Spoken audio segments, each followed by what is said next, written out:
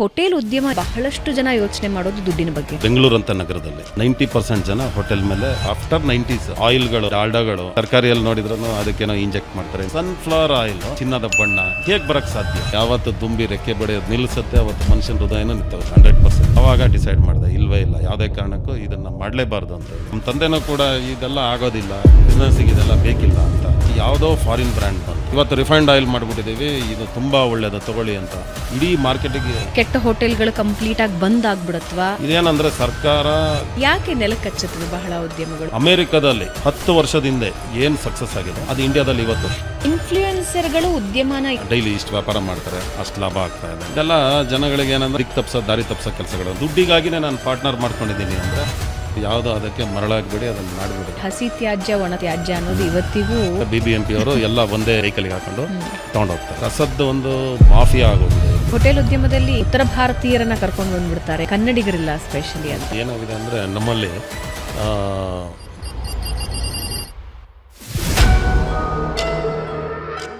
ನಮಸ್ಕಾರ ವೀಕ್ಷಕರೇ, ಬೆಂಗಳೂರು ಬಸ್ಗೆ ಸ್ವಾಗತ. ನಾನು ಭಾವನಾ ನಾಗಯ್ಯ. ಪ್ರತಿ ವಾರ ನಾವು ಅತಿಥಿಗಳನ್ನು ಸೆಲೆಕ್ಟ್ ಮಾಡುವಾಗ ಅಥವಾ ಯಾರನ್ನು ಕರ್ಕೊಂಡು ಬರಬೇಕು ಅನ್ನೋದನ್ನು ಯೋಚನೆ ಮಾಡುವಾಗ ನಮ್ಮ ಉದ್ದೇಶ ಒಂದೇ ಆಗಿರುತ್ತೆ.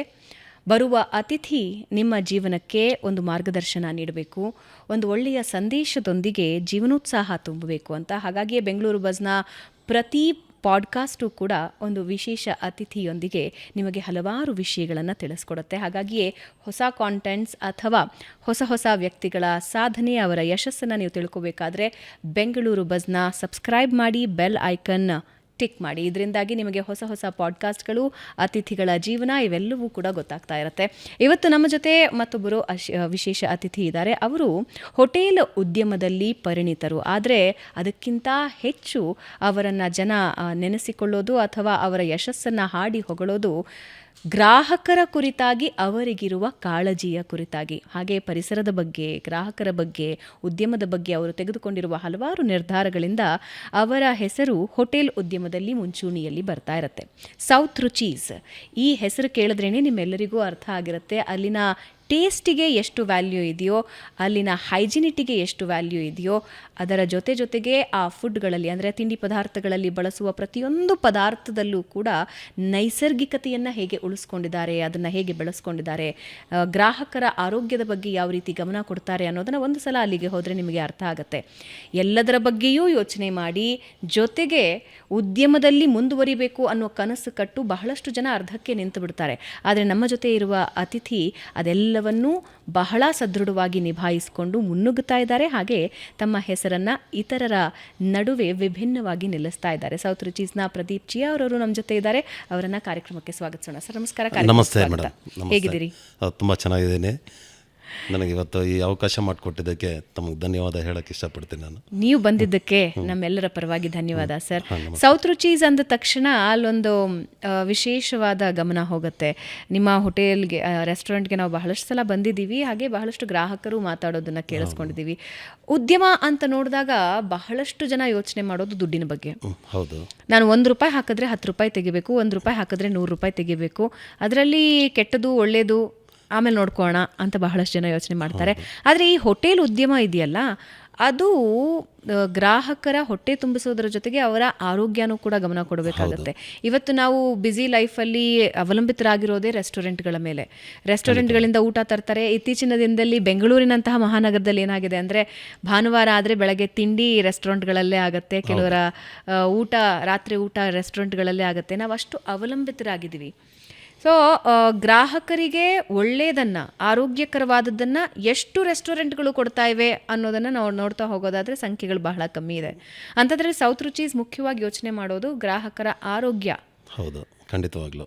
ಸೊ ಹೆಂಗೆ ನಡೆಸೋದಕ್ಕೆ ಸಾಧ್ಯ ಎಲ್ಲವನ್ನೂ ಗಮನದಲ್ಲಿಟ್ಕೊಂಡು? ಇವತ್ತಿನ ಕಾಲದಲ್ಲಿ ಅದು ಬೆಂಗಳೂರು ಅಂತ ನಗರದಲ್ಲಿ 90% ಜನ ಹೋಟೆಲ್ ಮೇಲೆ ಅವಲಂಬಿತರಾಗಿದ್ದಾರೆ.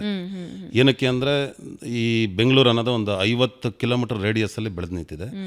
ಮನೆ ಇರೋದೊಂದು ಕಡೆ, ಕೆಲಸಕ್ಕೆ ಹೋಗೋದೊಂದು ಕಡೆ. ಸಮಯಕ್ಕೆ ಎವ್ರಿ 3 hours ಮನುಷ್ಯ ಏನಾರೊಂದು ಊಟ ಮಾಡಲೇಬೇಕಾಗತ್ತೆ. ಆವಾಗ ಅವರು ಹೆಚ್ಚಿನ ದಿನ ಹೋಟೆಲ್ ಮೇಲೆ ಅವಲಂಬಿತರಾಗಿರ್ತಾರೆ. ಬಿಸ್ನೆಸ್ಸು ತಾವು ಹೇಳಿದಾಗೆ ಎಲ್ಲರೂ ಮಾಡೋದು ಜೀವನಕ್ಕಾಗಿಯೇ. ನಾವು ಈಗ ₹1 ಹಾಕಿ ಒಂದಕ್ಕೆ ₹2 ಬರಬೇಕು, ₹10 ಬರಬೇಕು, ಇದೆಲ್ಲ ಒಂದು ಬಿಸ್ನೆಸ್ ಸ್ಟ್ರಾಟಜಿ ಆಗಿರುತ್ತೆ. ಅದ್ರ ಜೊತೆಗೆ ನಾವು ಏನು ಕೆಲಸ ಮಾಡ್ತಾಯಿದ್ದೀವಿ ಅದರದ್ದೇ ಆದ ಒಂದು ಜವಾಬ್ದಾರಿ ಕೂಡ ನಮಗಿದ್ದೇ ಇರುತ್ತೆ. ಈಗ ನಾವು ಹೇಳೋದ ಮಟ್ಟಿಗೆ ಏನಂದರೆ, ಈಗ ಹೋಟೆಲ್ ಉದ್ಯಮ ಅನ್ನೋದು ಒಂದು ಯಜ್ಞ ಅಂತ ನಾವು ಹೇಳೋಕ್ಕೆ ಇಷ್ಟಪಡ್ತೀನಿ. ಏನಕ್ಕೆ ಅಂದರೆ ಅದ್ರ ಹಿಂದೆ ತುಂಬ ಕೆಲಸ ಇರುತ್ತೆ. ಒಂದು ಪ್ರೊಕ್ಯೂರ್ಮೆಂಟು, ಟ್ರೈನಿಂಗು, ಆಮೇಲೆ setup of hotel and every day to day ಕೆಲಸ ಅನ್ನೋದೇ ತುಂಬ, ಇಟ್ ಈಸ್ ಕಂಟಿನ್ಯೂಸ್ ಪ್ರೊಸೆಸ್. ಇವತ್ತು ಮಾಡಿದ್ದೀನಿ ಇದನ್ನೇ ನಾಳೆನೋ ಇದರಿಂದನೇ ನಡೆಯುತ್ತೆ ಅನ್ನೋ ರೀತಿ ಇರೋದಿಲ್ಲ. ಪ್ರತಿ ದಿವಸ ನಾವು ಮಾಡೋ ಕೆಲಸನ ಕಂಟಿನ್ಯೂಸ್ ಆಗಿ ಮಾಡ್ತಾನೆ ಇರಬೇಕು. ಅದ್ರ ಜೊತೆಗೆ ನಮ್ಮ ಜವಾಬ್ದಾರಿನ ನಾವು ಮರಿಬಾರ್ದು. ಮತ್ತು ಇದರಿಂದ ಏನಂದರೆ ನಾವು ಬರೀ ಸಮಾಜಕ್ಕೆ, ಜನಗಳಿಗೆ ಒಳ್ಳೆಯ ಆಹಾರ ಕೊಟ್ಟಾಗ ಅವರ ಆರೋಗ್ಯ ಕೂಡ ತುಂಬ ಇದ್ರ ಮೇಲೆ ಅವಲಂಬಿತರಾಗಿರ್ತಾರೆ. ಅದರಿಂದ ಆರೋಗ್ಯ ಕೂಡ ಚೆನ್ನಾಗಿರಬೇಕು. ಇದೆಲ್ಲ ಜವಾಬ್ದಾರಿ ನಮ್ಮದಿರೋದ್ರಿಂದ ಪರಿಸರವಾಗಿ, ನೈಸರ್ಗಿಕವಾಗಿ ತುಂಬ ಕೆಲಸಗಳು, ಜವಾಬ್ದಾರಿಗಳು ನಮ್ಮ ಮೇಲಿರುತ್ತೆ, ಮನುಷ್ಯರ ಮೇಲೆ. ಇದನ್ನು ನಾವು ಅರ್ಥ ಮಾಡ್ಕೊಂಡು ನಾವು ಮಾಡಬೇಕನ್ನೋದು ಒಂದು ಯಾವುದೋ ಒಂದು ಇದರಲ್ಲಿ ಒಂದು ನನಗೆ ಆ ಯೋಚನೆ ಬಂದಿರೋದ್ರಿಂದ ಇದು ಈ ಥರ ಮಾಡಿದರೆ ಹೇಗಾಗುತ್ತೆ ಅನ್ನೋ ಒಂದು ಯೋಚನೆ ಮಾಡಿದಾಗ ಈಗ ಆರ್ಗ್ಯಾನಿಕ್ ಅನ್ನೋ ಪದಕ್ಕೆ ತುಂಬ ಹೆಚ್ಚಿನ ಬೆಲೆ ಇದೆ. ನಾವೇನೇ ಒಂದು ಆರ್ಗ್ಯಾನಿಕ್ ವಸ್ತುನ ನಾವು ಕೊಳ್ಳಿಕ್ಕೆ ಹೋದಾಗ ಅದ್ರ ಬೆಲೆ ತುಂಬ ಜಾಸ್ತಿ ಇರುತ್ತೆ. ಇದನ್ನು ನಾವು ಉಪಯೋಗಿಸಿ ಹೇಗೆ ಹೋಟೆಲ್ ನಡೆಸೋದು ಅನ್ನೋದನ್ನು ಒಂದು ದೊಡ್ಡ ಕ್ವಶನ್ ಇತ್ತು. ಆವಾಗ ನನಗನ್ನಿಸ್ತು, ಹೌದು ಸರಿ, ಆ ಹೆಸರಲ್ಲೇ ಅದರಿಂದ ನಾನು ಹಿಂದೆ ಹೋಗಬಾರ್ದು. ನಾವು ಅನ್ಕೊಂಡಿರೋ ಆರ್ಗ್ಯಾನಿಕ್ ಅಂದ್ರೆ ಎಕ್ಸ್ಪೆನ್ಸಿವ್ ಅನ್ನೋದು ತಲೆಗೆ ಬಂದಿತ್ತಲ್ಲ. ಆರ್ಗ್ಯಾನಿಕ್ ತರಕಾರಿ ತಗೋಬೇಕು ಅಂದ್ರೆ ನಾರ್ಮಲ್ ತರಕಾರಿಗಳಿಗಿಂತ, ಅಂದ್ರೆ ಮಾರುಕಟ್ಟೆಯಲ್ಲಿ ಸಾಮಾನ್ಯವಾಗಿ ಸಿಗೋ ತರಕಾರಿಗಳಿಗಿಂತ ಎಕ್ಸ್ಪೆನ್ಸಿವ್ ಇರುತ್ತೆ. ಏನಕ್ಕೆ ಅನ್ನೋದೊಂದು ಕ್ವಶನ್ ಬೇಕಲ್ಲ. ಏನಕ್ಕೆ ಅನ್ನೋದು, ಯಾಕಂದರೆ ಎಲ್ಲ ಇದೇ ಭೂಮಿಯಲ್ಲಿ ಹುಟ್ಟಂಥದ್ದು ತರಕಾರಿ. ಇದಕ್ಕೆ ಅದೇ ಕೆಲಸನೇ ಇದಕ್ಕೂ ಕೆಲಸ ತಗೊಳುತ್ತೆ. ಏನಕ್ಕೆ ಜಾಸ್ತಿ ಅನ್ನೋದನ್ನು ನಾವು ಕ್ವಶನ್. ಏನಕ್ಕೆ ಅಂದರೆ ಅವೈಲೇಬಿಲಿಟಿ ಕಮ್ಮಿ ಇದೆ. ಸೊ ಮೇ ಬಿ ಅದರಿಂದ ಅಡ್ವಾಂಟೇಜ್ ಏನಾದ್ರು ಜಾಸ್ತಿ ತೊಗೊತಾ ಇದ್ದಾರೆ. ಒಂದನೇ ಕ್ವಶನ್. ಎರಡನೇದು, ಈಗ ತರಕಾರಿಯಲ್ಲಿ ಇನ್ನು ಆಯಿಲ್ ಅಡಲ್ಟ್ರೇಷನ್ ಇದೆ ಅದರಲ್ಲಿ. ಅದರಿಂದ ಪ್ರೈಸ್ ಮೇ ವೇರಿ ಅಲ್ವಾ. ಗೀ ಇರ್ಬೋದು, ಆಯಿಲ್ ಇರ್ಬೋದು, ಮಿಲ್ಕ್ ಇರ್ಬೋದು, ಅಡಲ್ಟ್ರೇಷನ್ಗಳು ಇರೋದ್ರಿಂದ ಪ್ರೈಸ್ ವೇರಿ ಆಗ್ಬೋದು. ತರಕಾರಿಯಲ್ಲಿ ಏನಕ್ಕೆ ಜಾಸ್ತಿ ಕಮ್ಮಿ ಆಗುತ್ತೆ, ಇದನ್ನು ಯೋಚನೆ ಮಾಡಬೇಕು. ಈ ಥರ ಯೋಚನೆ ಮಾಡಿದಾಗ ನನಗನ್ನಿಸ್ತು, ಈಗ ನಾವೇ ಮಾಡ್ಬೋದಲ್ಲ, ಫಾರ್ಮಿಂಗು ಮಾಡ್ಬೋದು. ಈಗ ಹೋಟೆಲ್ ಅಂದಮೇಲೆ ಇದು ಲೇಬರ್ ಓರಿಯೆಂಟೆಡ್ ಬಿಸ್ನೆಸ್ ಇದೆ. ಸೊ ನಾನು ಇದನ್ನು ಫಾರ್ಮಿಂಗ್ ಮಾಡೋದು ಈಸಿನೇ ಆಗುತ್ತೆ, ನನಗೇನು ಕಷ್ಟ ಅನಿಸೋದಿಲ್ಲ. ಇದರ ಜೊತೆಗೆ ನಾವೇ ಯಾಕೆ ಒಂದು ವುಡ್ ಪ್ರೆಸ್ಡ್ ಕುಕ್ನ ಇದು ಆಯಿಲ್ ಯೂನಿಟ್ ಯಾಕೆ ಮಾಡಬಾರ್ದು ಅನ್ನೋ. ಸೊ ಆ ಮೆಷಿನ್ರಿ ಹಾಕಿದ್ವಿ. ಸೊ ನಾವೇ ಆಯಿಲ್ ಶುರುವಾಗಿದ್ದು ಎಲ್ಲಿಂದ ಇದು ಉದ್ಯಮ? ಹೋಟೆಲ್ ಉದ್ಯಮಕ್ಕೆ ಎಂಟರ್ ಆಗಬೇಕು, ಅದು ಆರ್ಗ್ಯಾನಿಕ್ ವಸ್ತುಗಳನ್ನು ಬಳಸಿ ಹೋಟೆಲ್ ಬಿಸ್ನೆಸ್. ಇದು ನಮ್ಮ ಫ್ಯಾಮಿಲಿ ಬಿಸ್ನೆಸ್, ಇದು ಹೋಟೆಲ್ ಇಂಡಸ್ಟ್ರಿ. ನಮ್ಮ ತಂದೆಯವರು ಸುಮಾರು 65 ವರ್ಷದಿಂದ ಮಾಡ್ತಾ ಇದ್ದಾರೆ. ನಮ್ಮದು ಹಾಸನ್, ನಮ್ಮ ಮೂಲ ಬಂದು ಕುಂದಾಪುರದ ಹತ್ರ ಗೋಪಾಡಿ ಅಂತ ಗ್ರಾಮ. ಬಟ್ ನಮ್ಮ ತಂದೆಯವರೆಲ್ಲ ಮೈಗ್ರೇಟ್ ಆಗಿ ಸುಮಾರು 65 ವರ್ಷದಿಂದ ನಾವು ಹೋಟೆಲ್ ಇಂಡಸ್ಟ್ರಿಯಲ್ಲಿ ಇದ್ದೀವಿ. ನಾನು ಸುಮಾರು 97ಇಂದ ನಾನು ಈ ಇಂಡಸ್ಟ್ರಿಯಲ್ಲಿ ನಾನು ಮಾಡ್ತಾಯಿದ್ದೀನಿ. ಹೀಗೆ ಮಾಡ್ತಾ ಬಂದಾಗ ಇತ್ತೀಚೆಗೆ, ಹಿಂದಿನ ಕಾಲದಲ್ಲಿ ಅದಿರಲಿಲ್ಲ. ಆಫ್ಟರ್ 90s ಆಯಿಲ್ಗಳು, ಆಮೇಲೆ ಡಾಲ್ಡಾಗಳು, ಇಂಥದ್ದೆಲ್ಲ ಜಾಸ್ತಿ ಆಗ್ತಾ ಶುರು ಆಯಿತು. ತರಕಾರಿ ತೊಗೊಳ್ಳಿ, ತರಕಾರಿಯಲ್ಲಿ ನೋಡಿದ್ರೂ ಅದಕ್ಕೇನೋ ಇಂಜೆಕ್ಟ್ ಮಾಡ್ತಾರೆ ಅಂತ ನೋಡ್ತಾರೆ. ಈ ಥರದ್ದು ಏನೇನೋ ನಾವು ನೋಡ್ತಾನೆ ಇರ್ತೀವಿ ಎಲ್ಲ ಸಮಾಜದಲ್ಲಿ. ಕೆಮಿಕಲ್ ಸ್ಪ್ರೇ ಮಾಡ್ತಾರೆ, ಈ ಥರದ ಪೆಸ್ಟಿಸೈಡ್ಸ್ ಜಾಸ್ತಿ ಹಾಕ್ತಾರೆ. ಇದನ್ನೆಲ್ಲ ನಾವು ನೋಡ್ತಾ ಇದ್ವಿ. ನನಗೆ ಒಂದು ಅನುಭವ ಏನಾಯ್ತು ಅಂದರೆ, 98ಅಲ್ಲಿ ಹಾಸನಲ್ಲಿ ನಮ್ಮದೊಂದು 4 ಎಕರೆ ಜಮೀನಿತ್ತು.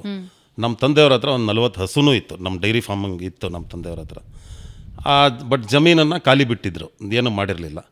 ಆವಾಗ ನಾವೇ ಒಂದು ಆಲೂಗಡ್ಡೆ ಬೆಳೆಯೋಣ ಅಂತ ಬಿಟ್ಟು ನಾನೇನು ಮಾಡಿದೆ, ನಮ್ಮದು ಹಸುವಿನ ಗೊಬ್ಬರ ಇತ್ತು, ಅದನ್ನು ಅಲ್ಲಿ ಕಲ್ಟಿವೇಷನ್ ಮಾಡಿ ಗೊಬ್ಬರ ಹಾಕಿ ಆಲೂ ಸೀಡ್ಸ್ ತರಿಸಿ ಬೆಳೆದ್ವಿ. ಬೆಳೆದಾಗ ಅದರದ್ದು ಒಂದೊಂದು ಆಲೂಗಡ್ಡೆ ಅರ್ಧ kg 3/4 kg ಇಷ್ಟಿಷ್ಟು ದಪ್ಪ ಆಲೂಗಡ್ಡೆ ಬಂದಿತ್ತವ ಆ ಕಾಲದಲ್ಲಿ. ಬಟ್ ರೈತನ ಕಷ್ಟ ಅವತ್ತು ನನಗೂ ಅದು ಗೊತ್ತಾಯಿತು. ಆ ಕಾಲದಲ್ಲಿ ₹1 kg ಇತ್ತು ಆಲೂಗಡ್ಡೆ. ಆಗ ನಾವು ಹಾರ್ವೆಸ್ಟ್ ಆದಾಗ 10 ಪೈಸೆ 15 ಪೈಸಕ್ಕೆ 1 kg ಕೇಳೋಕ್ಕೆ ಶುರು ಮಾಡಿದರು. ಬಟ್ ಆವಾಗಲೂ ನಮ್ಮದು 3 ರೆಸ್ಟೋರೆಂಟ್ಸ್ ಇತ್ತು. ಒಂದಷ್ಟು ವೇಸ್ಟ್ ಆಯಿತು, ನಾವೆಲ್ಲೂ ಮಾರಕ್ಕೆ ಹೋಗಲಿಲ್ಲ, ನಾವೇ ಹೋಟೆಲಲ್ಲಿ ಖಾಲಿ ಮಾಡಿದ್ವಿ. ಆಮೇಲೆ ಇದಾದಮೇಲೆ ನನಗೊಂದು ಭಾಳ ಇಂಟ್ರೆಸ್ಟ್ ಇತ್ತು. ಆಮೇಲೆ ನಾನು 2001ಗೆ ಬೆಂಗಳೂರಿಗೆ ಶಿಫ್ಟ್ ಆದಾಗ ಆವಾಗ ಡೈರಿ ಕೂಡ ನಾನೇ ನೋಡ್ಕೊತಿದ್ದೆ ಅಲ್ಲಿದ್ದಾಗ. ಸೊ ನಾವು ಆ ಹಸುಗಳನ್ನೆಲ್ಲ ಆವಾಗ ಎಲ್ಲ ಕೊಟ್ಬಿಟ್ಟು ನೋಡ್ಕೊಳ್ಳೋರು ಯಾರು ಇರಲ್ಲ ಅಂಥೇಳಿ ನಮ್ಮ ತಂದೆ ಎಲ್ಲ ಹಾಸನಲ್ಲೇ ಇದ್ದರು, ನಾನು ಮಾತ್ರ ಬೆಂಗಳೂರು ಶಿಫ್ಟ್ ಆದ. ಆವಾಗ ಮತ್ತೆ ಮಾಡೋಕ್ಕಾಗಲಿಲ್ಲ. ಬಂದಮೇಲೆ ಈಗ 2005, 6, 7, 8 ಈ ಥರ ವರ್ಷಗಳು ಕಳೀತಾ ಇತ್ತು. ನನಗೆ ಮಾಡಬೇಕನ್ನೋ ಭಾಳ ಮನಸ್ಸಿತ್ತು. ಇದು farming and dairying, basically animal lover. ನಾನು ಮಾಡಬೇಕಂತ ಅವಕಾಶ ಸಿಕ್ಕಿರಲಿಲ್ಲ. ಕೊನೆಗೆ ಈಗ ನಾನು 2018 ಮತ್ತೆ ಒಂದು ಅವಕಾಶ ಆಯಿತು, ಲ್ಯಾಂಡು ಇದೆಲ್ಲ.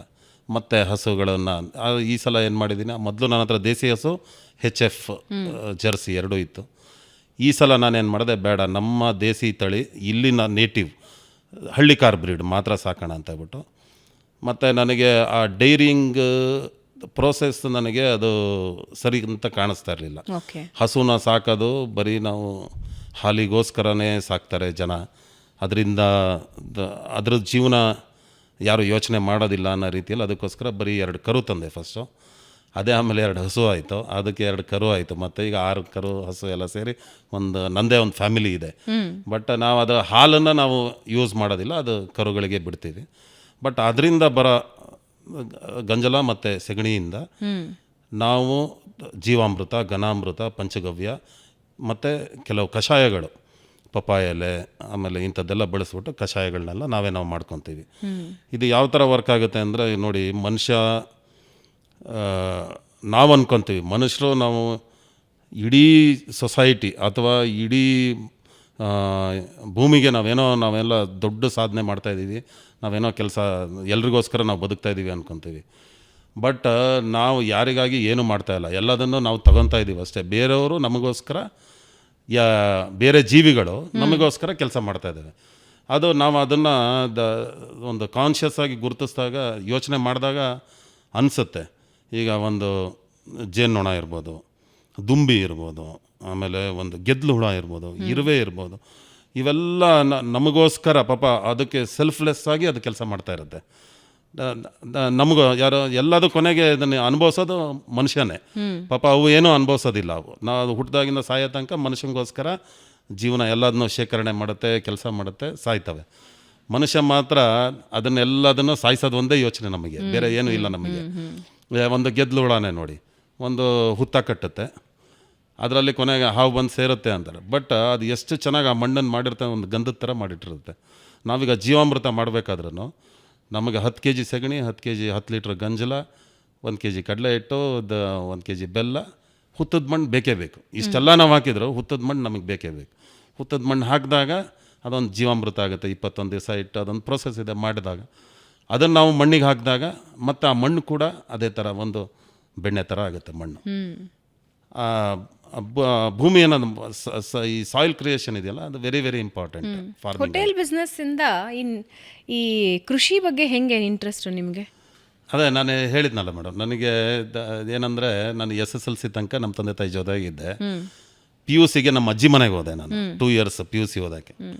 ಅಲ್ಲಿ ನಮ್ಮ ಅಜ್ಜಿ ಇದನ್ನೆಲ್ಲ ಅಲ್ಲೊಂದು ಸಣ್ಣದು ಒಂದು 4-5 ಎಕರೆ ಜಮೀನು ಇತ್ತು ಅವ್ರದ್ದು.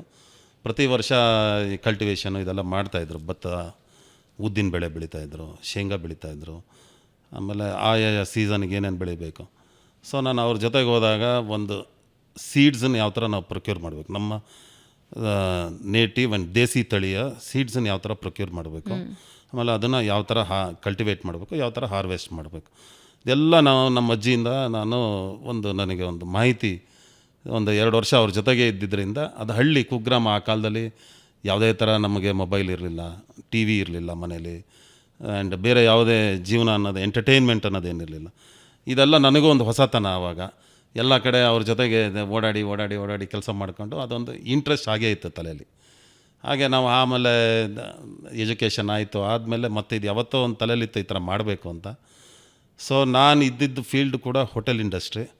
ಇದರಲ್ಲಿ ಈ ಥರ ಈಗ ಟೇಸ್ಟ್, ಅಥೆಂಟಿಕ್ ಟೇಸ್ಟ್ ಬರಬೇಕು ಅಂದರೆ ನ್ಯಾಚುರಲ್ ಫುಡ್ ಬೇಕೇ ಬೇಕು ಅದಕ್ಕೆ. ಇಲ್ಲ ಅಂದರೆ ಈಗ ನೋಡಿ, ಕೊಬ್ಬರಿ ಎಣ್ಣೆ ಹಾಕಲ್ಲಿ ನಾನು ಆಲಿವ್ ಆಯಿಲ್ ಹಾಕಿದರೆ ಟೇಸ್ಟ್ ಬರಲ್ಲ. ಹಾಗೆ ಕಡಲೆಕಾಯಿ ಎಣ್ಣೆ ಹಾಕೋ ಜಾಗಕ್ಕೆ ಇನ್ನದು ಮಸ್ಟರ್ಡ್ ಆಯಿಲ್ ಹಾಕಿದರೆ ಟೇಸ್ಟ್ ಬರೋದಿಲ್ಲ. ಅಥೆಂಟಿಕ್ ನಮ್ಮ ದೇಶದಲ್ಲಿ ಒಂದು 50 ಕಿಲೋಮೀಟ್ರಿಗೂ ಒಂದೊಂದು ಬೇರೆ ಬೇರೆ ಕುಸಿನ್ಸ್ ಇದೆ. ಆ ಕುಸಿನ್ ಆ ಟೇಸ್ಟ್ ಬರಬೇಕಂದ್ರೆ ಅದರದ್ದೇ ಅದು ಇಂಗ್ರೀಡಿಯೆಂಟ್ಸು ಅದನ್ನು ಕರೆಕ್ಟಾಗಿ ಹಾಕಬೇಕು.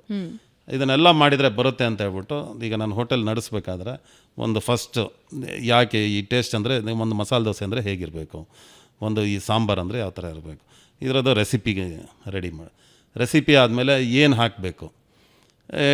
ಬೇಸಿಕ್ಕಾಗಿ ಏನೋ ಒಂದು ಆಯಿಲ್ ಫ್ರೈ ಮಾಡ್ಕೊಳ್ಳೋಕ್ಕೆ ಅದ್ರ ಬೇಕು ಅಂದರೆ ಯಾವ ಆಯಿಲ್ ಹಾಕಬೇಕು ಅಂತ. Refined oil. ರಿಫೈಂಡ್ ಅಂದರೆ ಏನು?